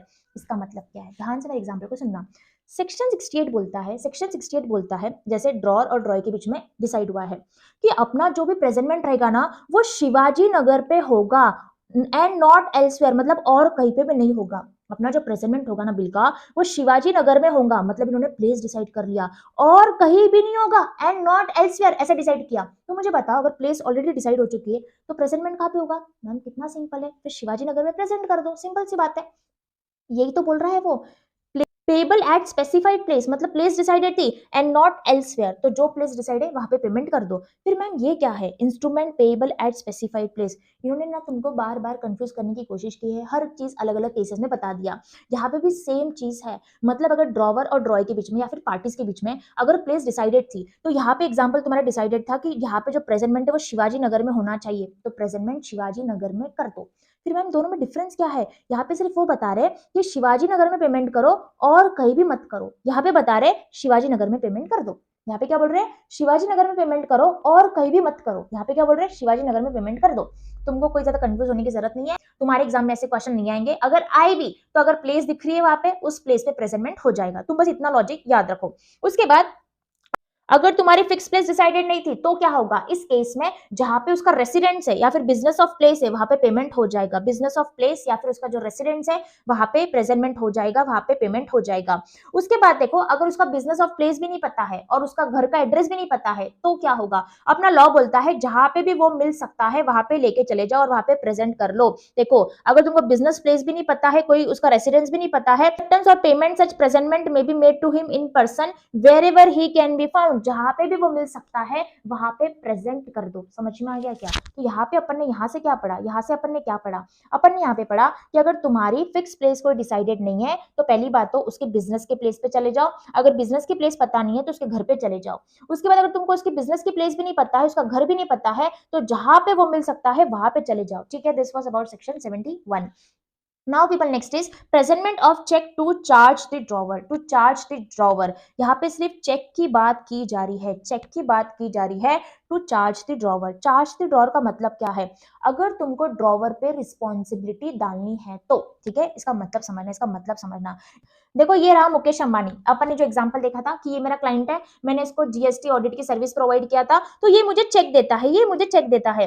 लॉ बोल रहा है यहाँ पे, मुझे बोल रहा है, मतलब जिसके पास चेक आता है उसको बोल रहा है कि पेई, अगर तुमको यहाँ पे ड्रॉवर को जिम्मेदार बनाना है, देखो यहाँ पे क्या दिया है? Charge drawer. अगर तुमको यहाँ पे ड्रॉवर को जिम्मेदार बनाना है तो फटाफट से जाके जैसे ही तुमको चेक मिलता है उसको डिले मत करो। देखो वैसे तो 3 महीने का वैलिडिटी पीरियड रहता है, लेकिन लॉ बोलता है ज्यादा डिले मत करो। अगर तुम जानबूझ के डिले कर रहे हो, फटाफट से बैंक में चेक को नहीं लेके जा रहे हो, तो गलती तुम्हारी मानी जाएगी। देखो अगर तुमने ज्यादा डिले कर दिया तो ऐसा हो सकता है कि यहाँ पे जो ड्रॉवर है और जो बैंक है उनका रिलेशन खत्म हो जाए। ऐसा भी हो सकता है ना, यहाँ पे जो ड्रॉवर है उसने अपना बैंक अकाउंट क्लोज कर दिया, बैंक अकाउंट क्लोज कर दिया, तो यहाँ पे मेरे ऊपर रिस्पॉन्सिबिलिटी डाली है कि पे जैसे तुमको चेक मिलता है ना तो ज्यादा टाइम मत लगाओ, ज्यादा डिले मत करो, तुम फटाफट से जाके अपना पेमेंट ले लो। तो लॉ यहाँ पे अलग से क्यों बता रहा है? रिस्पॉन्सिबिलिटी डाल रहा है पे के ऊपर। तो समझना, देखो यहाँ पे क्या दिया है? Subject to the provision of section 84, a cheque must in order to charge the drawer. अगर मुझे ड्रॉवर पे रिस्पॉन्सिबिलिटी डालनी है, be presented at the bank upon which it is drawn before the relation between the drawer and his banker has altered। मतलब ऐसा ना हो जाए कि ड्रॉवर ने बैंक अकाउंट क्लोज कर दिया, मतलब ऐसा ज्यादा टाइम लगा दिया, तो ये चीजें भी हो सकती है। इसलिए लॉ बोलता है जैसे ही तुमको चेक मिल रहा है यार, फटाफट से जाओ और अपना पेमेंट ले लो, रीजनेबल टाइम में पेमेंट ले लो। अगर तुमने बहुत ज्यादा डिले कर दिया ना तो पता है क्या हो सकता है? हो सकता है ड्रॉवर ने बैंक अकाउंट क्लोज कर दिया, कुछ भी हो सकता है। इसके लिए फटाफट से जाके अपना पेमेंट ले लो। अगर तुमको ड्रॉवर के ऊपर जिम्मेदारी डालनी है तो प्रॉपरली। इसलिए ना ये पता है ये क्यों बनाया गया सेक्शन? मेरे ऊपर जिम्मेदारी डालने के लिए, मतलब पे के ऊपर जिम्मेदारी डालने के लिए। पे तुम भी फटाफट से जाके अपना पैसा ले लो, उसको डिले मत करो, कल कर लूंगा, परसों लेके चल जाऊंगा, तरसों लेके चल जाऊंगा, ऐसे मत करो। तुम्हारे पास चेक आ गया है तो फटाफट से उसका पेमेंट ले लो। Next is people presentment of instrument payable on demand. यहाँ पे क्या बोला गया है? On demand. यहाँ पे बोला गया है अगर तुम्हारा इंस्ट्रूमेंट कोई भी डिमांड पे है, डिमांड मतलब तुरंत पैसा मांगना, डिमांड क्या रहता है? तुरंत पैसा मांगना। तो लॉ बोलता है अगर तुम्हारा इंस्ट्रूमेंट डिमांड वाला है, तुरंत पैसे मांगने वाला है, तो ज्यादा डिले मत करो। 6 महीने बाद जाओगे, 7 महीने बाद जाओगे, 1 साल बाद जाओगे, ऐसा चलता है क्या? नहीं चलता है। तो यहाँ पे बोला गया है अगर तुम्हारा इंस्ट्रूमेंट डिमांड पे है, रीजनेबल टाइम में चले जाओ और अपना पेमेंट ले लो, रीजनेबल टाइम में चले जाओ और अपना पेमेंट ले लो। Next is people presentment by और to agent representative of deceased और असाइनी ऑफ इंसॉल्वेंट। सेक्शन 75 क्या बात करता है? ये बोलता है अगर तुमको प्रेजेंटमेंट करना है फॉर एक्सेप्टेंस और पेमेंट, तो इस केस में अगर मेन पर्सन नहीं अवेलेबल, मेन पर्सन अवेलेबल नहीं है, तो क्या तुम उसके एजेंट को प्रेजेंटमेंट कर सकते हो क्या? यस कर सकते हैं। अगर main person example mister A को प्रेजेंट करना था, अभी वो अवेलेबल नहीं है बिजनेस एरिया में, तो क्या उसके एजेंट को कर सकते हैं क्या? कर सकते हैं। एग्जांपल मिस्टर ए की डेथ हो गई, तो क्या उसके लीगल रिप्रेजेंटेटिव को प्रेजेंटमेंट कर सकते हैं क्या? बिल्कुल कर सकते हैं। देखो प्रेजेंटमेंट मतलब क्या है? अभी मैं ड्रॉवर हूं और वो क्या था? मिस्टर ए ड्रॉई था, मेरा हक है, मेरा राइट है पेमेंट लेने का, मुझे सिर्फ ये बिल को प्रेजेंट करना है और मेरा पेमेंट लेना है। Are you getting? तो यहाँ पे बोला गया है तुम उसके एजेंट को भी प्रेजेंट कर सकते हो अगर वो बिजनेस एरिया में भी अवेलेबल नहीं है तो, या फिर अगर उसकी डेथ हो चुकी है तो उसके लीगल रिप्रेजेंटेटिव को यहाँ पे प्रेजेंटमेंट कर दो। लीगल रिप्रेजेंटेटिव मतलब इसके पास सारी असेट्स आ जाती है, जिसकी डेथ हो जाती है ना उसकी सारी असेट्स लीगल रिप्रेजेंटेटिव के पास आ जाती, तो यार मेरा पैसा तो मुझे मिलना चाहिए ना, तो मैं जाऊंगी इसके लीगल रिप्रेजेंटेटिव के पास और उसको प्रेजेंटमेंट कर दूंगी कि मेरा पैसा दे दो। Are you getting? नेक्स्ट क्या है, असाइनी। अगर वो पर्सन जो व्यक्ति है मिस्टर ए अगर वो इंसॉल्वेंट हो चुका है तो एक असाइनी रहता है। असाइनी मतलब उसके जगह पे उसके जो भी असेट्स रहते हैं असाइनी के पास आ जाते हैं, तो असाइनी के पास लाइबिलिटी आ जाएगी पेमेंट करने की। Okay, I hope people this is very much clear to you. तो अपन ने क्या पढ़ा, अपन ने यहाँ पे पढ़ा कि यहाँ पे इस केस में एजेंट के पास भी तुम लोग जा सकते हो, अथोराइज्ड एजेंट के पास या फिर लीगल रिप्रेजेंटेटिव के पास या फिर असाइनी के पास। ठीक है, एजेंट कब, अगर वो बिजनेस एरिया में अवेलेबल नहीं है तो, अगर पर्सन की डेथ हो जाती है तो लीगल रिप्रेजेंटेटिव, अगर पर्सन इंसॉल्वेंट हो जाता है तो assignee. I hope this is very much clear to you. Next is section 75A। ये क्या बोलता है, ये बोलता है कि देखो हमने तुमको स्टार्टिंग में तो बता दिया कि तुमको प्रेजेंटमेंट करना पड़ेगा, तुमको प्रेजेंटमेंट करना पड़ेगा, यहाँ पे तो बता दिया कंपल्सरीली करना पड़ेगा। ठीक है,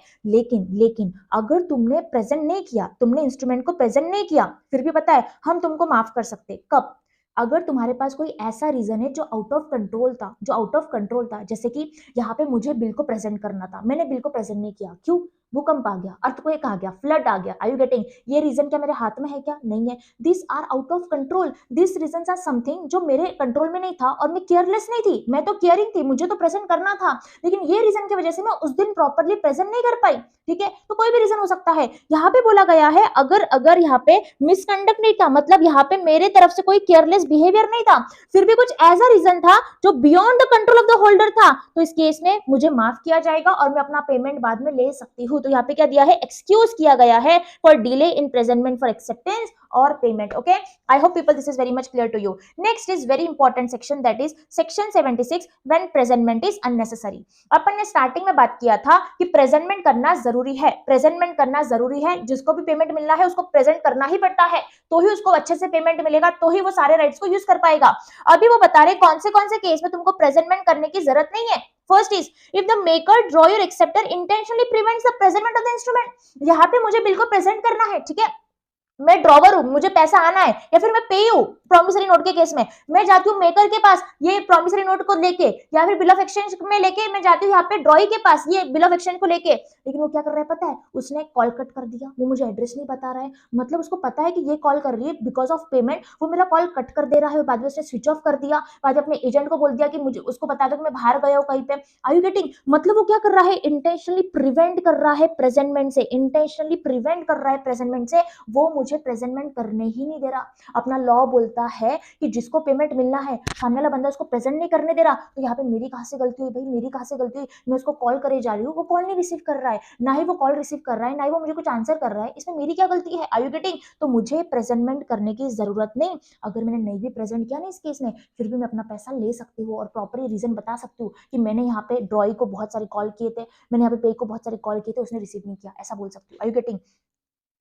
If the instrument being payable at his place of business, he closes such place on the business day during the usual business hours. अगर यहाँ पे हमारा प्लेस डिसाइडेड था कि मैं प्रेजेंटमेंट करने वाली हूँ यहाँ पे ड्रॉई के बिजनेस प्लेस पे, और वो क्या करता है उसी दिन बिजनेस आवर्स में, मतलब जब बिजनेस ओपन रखना चाहिए 10 to 6 PM के बीच में, वो दोपहर को 4 बजे बिजनेस क्लोज कर दे रहा है, मतलब इंटेंशनली उसने बिजनेस प्लेस ही क्लोज कर दिया ताकि मैं प्रेजेंटमेंट ना करूँ। इस केस में मुझे प्रेजेंटमेंट करने की जरूरत नहीं है और मेरी कोई भी लाइबिलिटी नहीं आएगी और मुझे मेरा पैसा मिल जाएगा।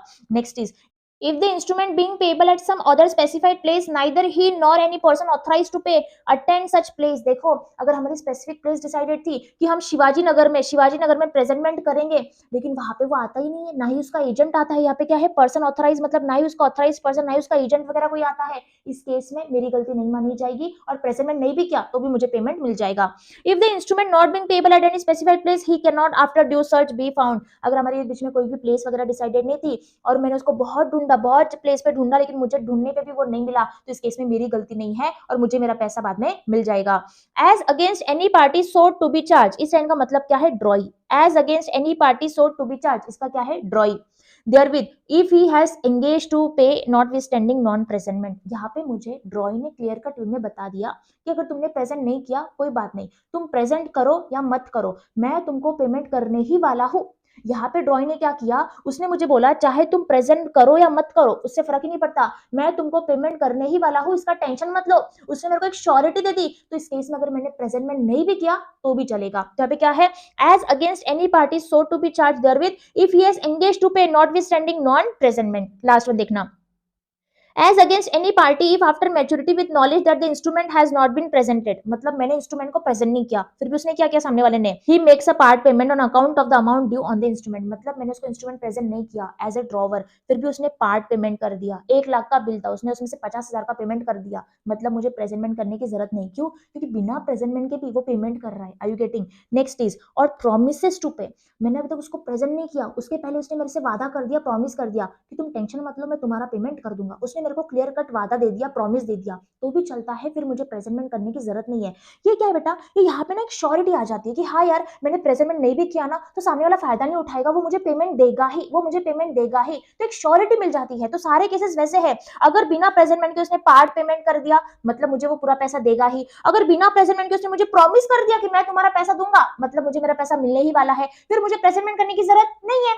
उसके बाद क्या है, और अदरवाइज वेव्स, वेव्स मतलब गिव अप कर देना, his right to take advantage of default in presentment for payment. वो क्या कर रहा है, गिव अप कर दे रहा है अपना राइट। वो बोलता है, मुझे क्लियर कट वे में बोल रहा है कि देखो मैं अपना राइट गिव अप करता हूं, अगर तुमने मुझे प्रेजेंट नहीं भी किया, प्रेजेंट नहीं भी किया, तुम टेंशन मत लो मैं तुम्हारा पेमेंट दूंगा। उसने ना अपने राइट को गिव अप कर दिया। कौन सा राइट? देखो क्या होता है ना, अगर मैंने प्रेजेंट नहीं किया ना तो यहाँ पे सामने वाले के पास ना राइट आ जाता है, फिर वो लाइबल नहीं बनता है। यहाँ पे वो क्या कर रहा है, अपने राइट को वेव कर दे रहा है, मतलब गिव अप कर दे रहा है। वो बोलता है कि मैं बिल्कुल भी इसका फायदा नहीं उठाऊंगा, अगर आपने प्रेजेंट में नहीं भी किया ना मैं आपको पेमेंट दूंगा। तो उसने क्या किया, उसने अपना राइट खुद वेव ऑफ कर दिया टू टेक एडवांटेज, वो अपना फायदा नहीं उठाएगा for the default in presentment. तो इस केस में मुझे प्रेजेंटमेंट करने की जरूरत नहीं है। ये 3 पॉइंट तुम ऐसे याद रख सकते हो कि सामने वाला ना मुझे एक श्योरिटी दे रहा है, एक श्योरिटी दे रहा है वन काइंड ऑफ कि हाँ मैं तुम्हारा पेमेंट दूंगा ही। Are you getting? इसलिए अगर मैंने प्रेजेंटमेंट नहीं भी किया तो भी फर्क नहीं पड़ता।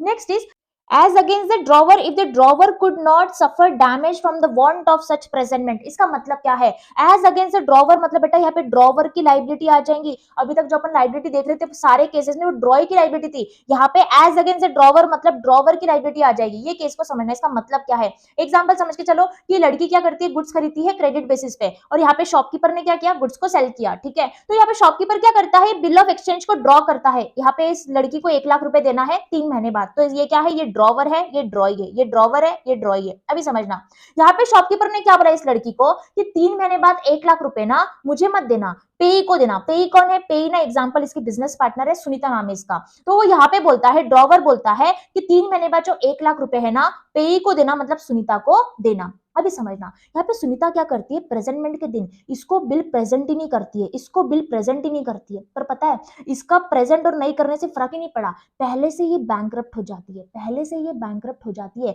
मतलब इसके प्रेजेंटमेंट से फर्क ही नहीं पड़ा, ये पहले से बैंकरप्ट हो जाती है।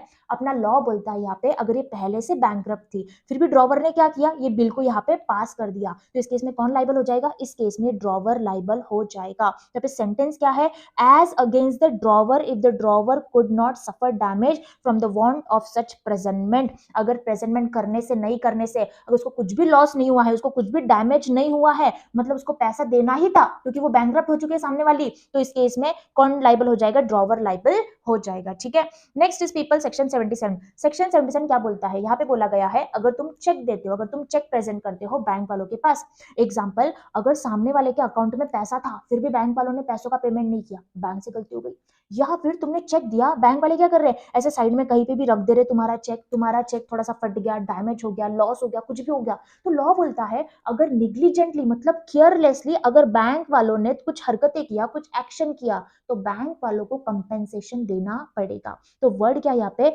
निग्लिजेंटली मतलब केयरलेसली। देखो, when a bill of exchange accepted payable at a specified bank has been duly presented there for payment and dishonored if the banker so negligently or improperly keeps or deal with or delivers back such bill as to cause loss to the holder, in such case he must compensate the holder for such loss। तो जो holder है उसको compensation मिल जाएगा, कहाँ से, bank वालों से। देखो यहाँ पे क्या है, निग्लिजेंटली मतलब केयरलेसली उन्होंने उस इंस्ट्रूमेंट को रखा, चेक को रखा, इम्प्रॉपरली मतलब अच्छे से नहीं रखा, या फिर अकाउंट में पैसा होने के बाद भी उन्होंने ना पेमेंट नहीं किया, तो इस केस में उनको कंपेंसेशन देना पड़ेगा। Okay, this was section 77। and people, the last topic is rules for compensation।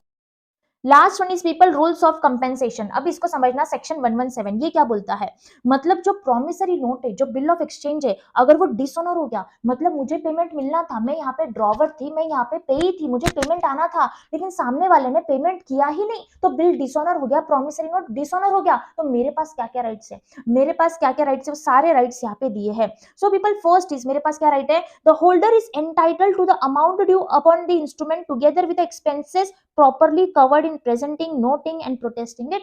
मैं फिर से एक नया बिल बना सकती हूँ, कंपेंसेटरी बिल बना सकती हूँ, जहां पे मैं क्या करूंगी, सारे एक्सपेंसेस को फिर से ऐड कर दूंगी। देखो जब बिल डिसऑनर होता है ना, तो नोटिंग चार्जेस लगते हैं, वो एक प्रूफ रहता है कि बिल डिसऑनर हो गया, तो नोटिंग चार्जेस का मैंने पेमेंट किया 500 रुपए, और मेरा बिल कितने का था, 1 लाख का था, तो अपना लॉ बोलता है जो जो खर्चा तुमको हुआ है ना, जो भी खर्चा हुआ है सारा खर्चा ऐड कर दो। एडवोकेट की फीस हो सकती है, एग्रीमेंट की जो एग्रीमेंट बनाते उसका खर्चा हो सकता है, कुछ भी खर्चा हो सकता है, जो भी खर्चा तुमको हुआ है सारे खर्चे ऐड कर दो और न्यू बिल बना दोगे तुम ये अमाउंट का। ओके, ये मेरे पास फर्स्ट राइट है, this is known as compensatory bill. Okay, so this is the first right. उसके बाद समझना, when the person charge resides at a place, when the person charge reside at a place different from that at which the instrument was payable। मतलब समझ के चलो, ये क्या है, पर्सन चार्ज मतलब क्या, ड्रॉई, मतलब जिसको पेमेंट देना है, जिसको पेमेंट देना है वो अलग प्लेस पे है, और जिसको पेमेंट आना है वो अलग प्लेस पे है, दोनों का प्लेस अलग अलग है, तो हो सकता है दोनों का एक्सचेंज रेट भी अलग अलग हो। एग्जाम्पल, एकदम प्रैक्टिकल एग्जाम्पल इसका क्या है, दोनों अलग अलग कंट्रीज में रहते हैं, एकदम प्रैक्टिकल एग्जाम्पल है इसका।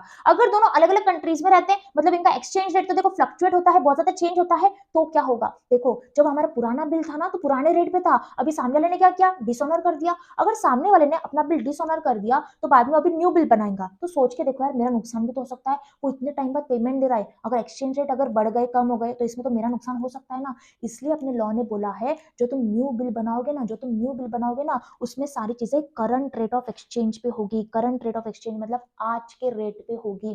जो हमारा न्यू बिल बनेगा ना, तो उसको मुझे आज के रेट पे पेमेंट करना पड़ेगा। एग्जाम्पल, वो आज बंदा बैठा है यूएसए में, मैं इंडिया में हूँ, उसको मुझे पेमेंट करना है, तो आज के रेट पे उसको मुझे पेमेंट करना पड़ेगा। तो क्या है, करंट रेट ऑफ एक्सचेंज पे पेमेंट करना पड़ेगा। तो देखो सारे में अपने खर्चे भी ले सकती हूँ और करंट रेट पे अपना पेमेंट भी ले सकती हूँ। Third point is, an endorser who being liable has paid the amount due on the same is entitled to the amount so paid with interest of 18% per annum from the date of payment until the tender or realisation thereof. इसका मतलब क्या है, अभी समझना, यहाँ पे ना मैं ड्रॉवर थी, ठीक है, ये एग्जाम्पल में ड्रॉवर हूँ, ठीक है, तो मैंने क्या किया, बिल बना के ड्रॉई के पास दिया, मतलब ड्रॉई से मुझे पैसा आना था, तो देखो निगोशिएबल इंस्ट्रूमेंट क्या रहता है, मैं ट्रांसफर कर सकती, मैंने क्या किया, ये जो निगोशिएबल इंस्ट्रूमेंट है वो आगे ट्रांसफर किया, आगे एग्जाम्पल मिस्टर ए को दिया, मिस्टर ए को दिया यहाँ पे, तो क्या होता है, ड्रॉई तो टाइम पे पेमेंट करता ही नहीं है, ड्रॉई तो टाइम पे पेमेंट करता ही नहीं है, फिर मुझे मिस्टर ए को टाइम पे पेमेंट करना पड़ा, क्योंकि इसने तो पेमेंट किया ही नहीं अपना, तो मुझे मिस्टर ए को पेमेंट करना पड़ा। तो लॉ बोलता है कि ड्रॉई तुम्हारे वजह से ड्रॉवर को पेमेंट करना पड़ा, यहाँ पे एंडोर्सी को, मतलब मिस्टर ए को, तो बाद में पता है मैं ड्रॉई से टोटल अमाउंट भी लूंगी और 18% ऑफ इंटरेस्ट रेट भी ले सकती। कब से कब तक, जब से उसने पेमेंट करना चाहिए था और जब तक उसने पेमेंट किया, जो भी गैप है, जो भी डिले हो गया ना, उतना मैं इंटरेस्ट ले सकती हूँ eight the rate of 18% per annum. Interest rate calculate हो जाएगा जितना डिले हुआ था, जब से उसने करना चाहिए था और उसने कब किया, डिले हो गया, उतना करना पड़ेगा, मतलब मुझे देना पड़ेगा, किसको, एंडोर्सर को, ठीक है। I hope this is very much clear to you. Next is, when a person charge and such endorser reside at a different places, the endorser is entitled to receive such sum at the current rate of exchange rate between the two places. Same चीज बोली यहाँ पे, endorser, अगर मैंने payment कर दिया, यहाँ पे मैंने मिस्टर ए को पेमेंट कर दिया, ठीक है, अभी न्यू बिल बनाना पड़ेगा, मुझे ड्रॉई पेमेंट करेगा, तो वो कैसे होगा, फिर से सेम चीज बोली है, करंट रेट ऑफ एक्सचेंज, मतलब आज का जो भी एक्सचेंज रेट है उस पर मुझे पेमेंट मिल जाएगा। पता है लॉ क्या कर रही है, मेरे को यहाँ पे प्रोटेक्ट कर रही है, वो मेरा नुकसान नहीं करवाएगी। वो बोलेगी कि ड्रॉई तुमने बिल डिसऑनर किया था, पहले तुमने बिल को डिसऑनर किया था, लेकिन यहाँ पे ड्रॉवर की गलती थोड़ी ना थी, तो आज की डेट पे जो भी एक्सचेंज रेट है उसको प्रॉपरली पेमेंट दे दो। तो लॉ क्या कर रहा है, मुझे प्रोटेक्ट कर रहा है यहाँ पे, ठीक है। Next is people, the party entitle to compensation may draw a bill upon a party liable to compensate him. वो क्या करेगा, न्यू बिल बनाएगा, मैं न्यू बिल बना दूंगी। पेबल एट साइट और डिमांड, देखो यहाँ पे क्या है, मैं जो बिल बनाऊंगी ना वो डिमांड पे बनाऊंगी, डिमांड पे, मतलब डिमांड मतलब क्या, जब चाहे मैं पैसा मांग सकती हूँ। मैम ऐसा क्यों बोल रहे हैं यहाँ पे? देखो यार उसने पहले वाला बिल तो डिसऑनर कर दिया, तो ऑब्वियसली अब क्या है, मेरे पास तुरंत राइट होना चाहिए पैसे मांगने का। तो हमें बोला गया है पेबल एट साइट और डिमांड बनाओ बिल, ठीक है, मेरे पास राइट है बिल बनाने का ऐसा, for the amount due to him together with all the expenses properly incurred by him. जो भी एक्सपेंसेस रहेंगे, noting charges, protesting charges, advocate fees, agreement fees, exchange rate, जो भी है, जो भी होता है सारा खर्चा, मैं उसके लिए एक न्यू बिल बना दूंगी, ये मेरे पास राइट आ जाएगा। Okay, I hope people this is very much clear to you. देखो, if such bill is dishonoured, the party dishonoured the same is liable to make a compensation thereof in the same manner as in the case of the original bill. ये क्या करता है, जो new bill है उसको भी dishonour कर देता है, तो मैं फिर से बिल बनाऊंगी, मैं फिर से बिल बनाऊंगी और सारे एक्सपेंसेस को ऐड करते जाऊंगी। जब तक मुझे पेमेंट नहीं मिलेगा ना, मैं ये चीज कर सकती हूँ, मेरा पेमेंट मैं लेके ही रहूंगी। Okay, I hope people this is very much clear to you. तुमको सारी चीजें समझ में आ चुकी है, तुमको क्लैरिटी मिल चुकी है। मैंने ना थोड़ा फास्ट वे में जरूर समझाया है, लेकिन आई थिंक इस टाइम पे ये स्पीड जरूरी थी, और इस टाइम पे ये थोड़ा सुपर फास्ट रिविजन जरूरी था। अगर मैं स्लो में हर चीज को समझाती थी तो डिले हो जाता था और तुमको लगता था कि बहुत ज्यादा डीप में जा रहे हो तुम, ठीक है, क्योंकि तुमको ऑलरेडी इस चीज का नॉलेज है, तुम बस रिवाइज कर रहे हो सारे concept. So I hope this lecture was helpful for you. अगर तुमको लेक्चर अच्छा लगा, do like this video, do comment on this video and do share this video with your friends. अपने फ्रेंड्स के साथ जरूर शेयर करना। अगर तुमको कुछ भी डाउट आता है बेटा, मुझे कमेंट सेक्शन में जरूर पूछना, ठीक है, I will always answer you. So people, meet you in the next video. Till then have a good day, और अच्छे से पढ़ाई करो, गिव योर बेस्ट।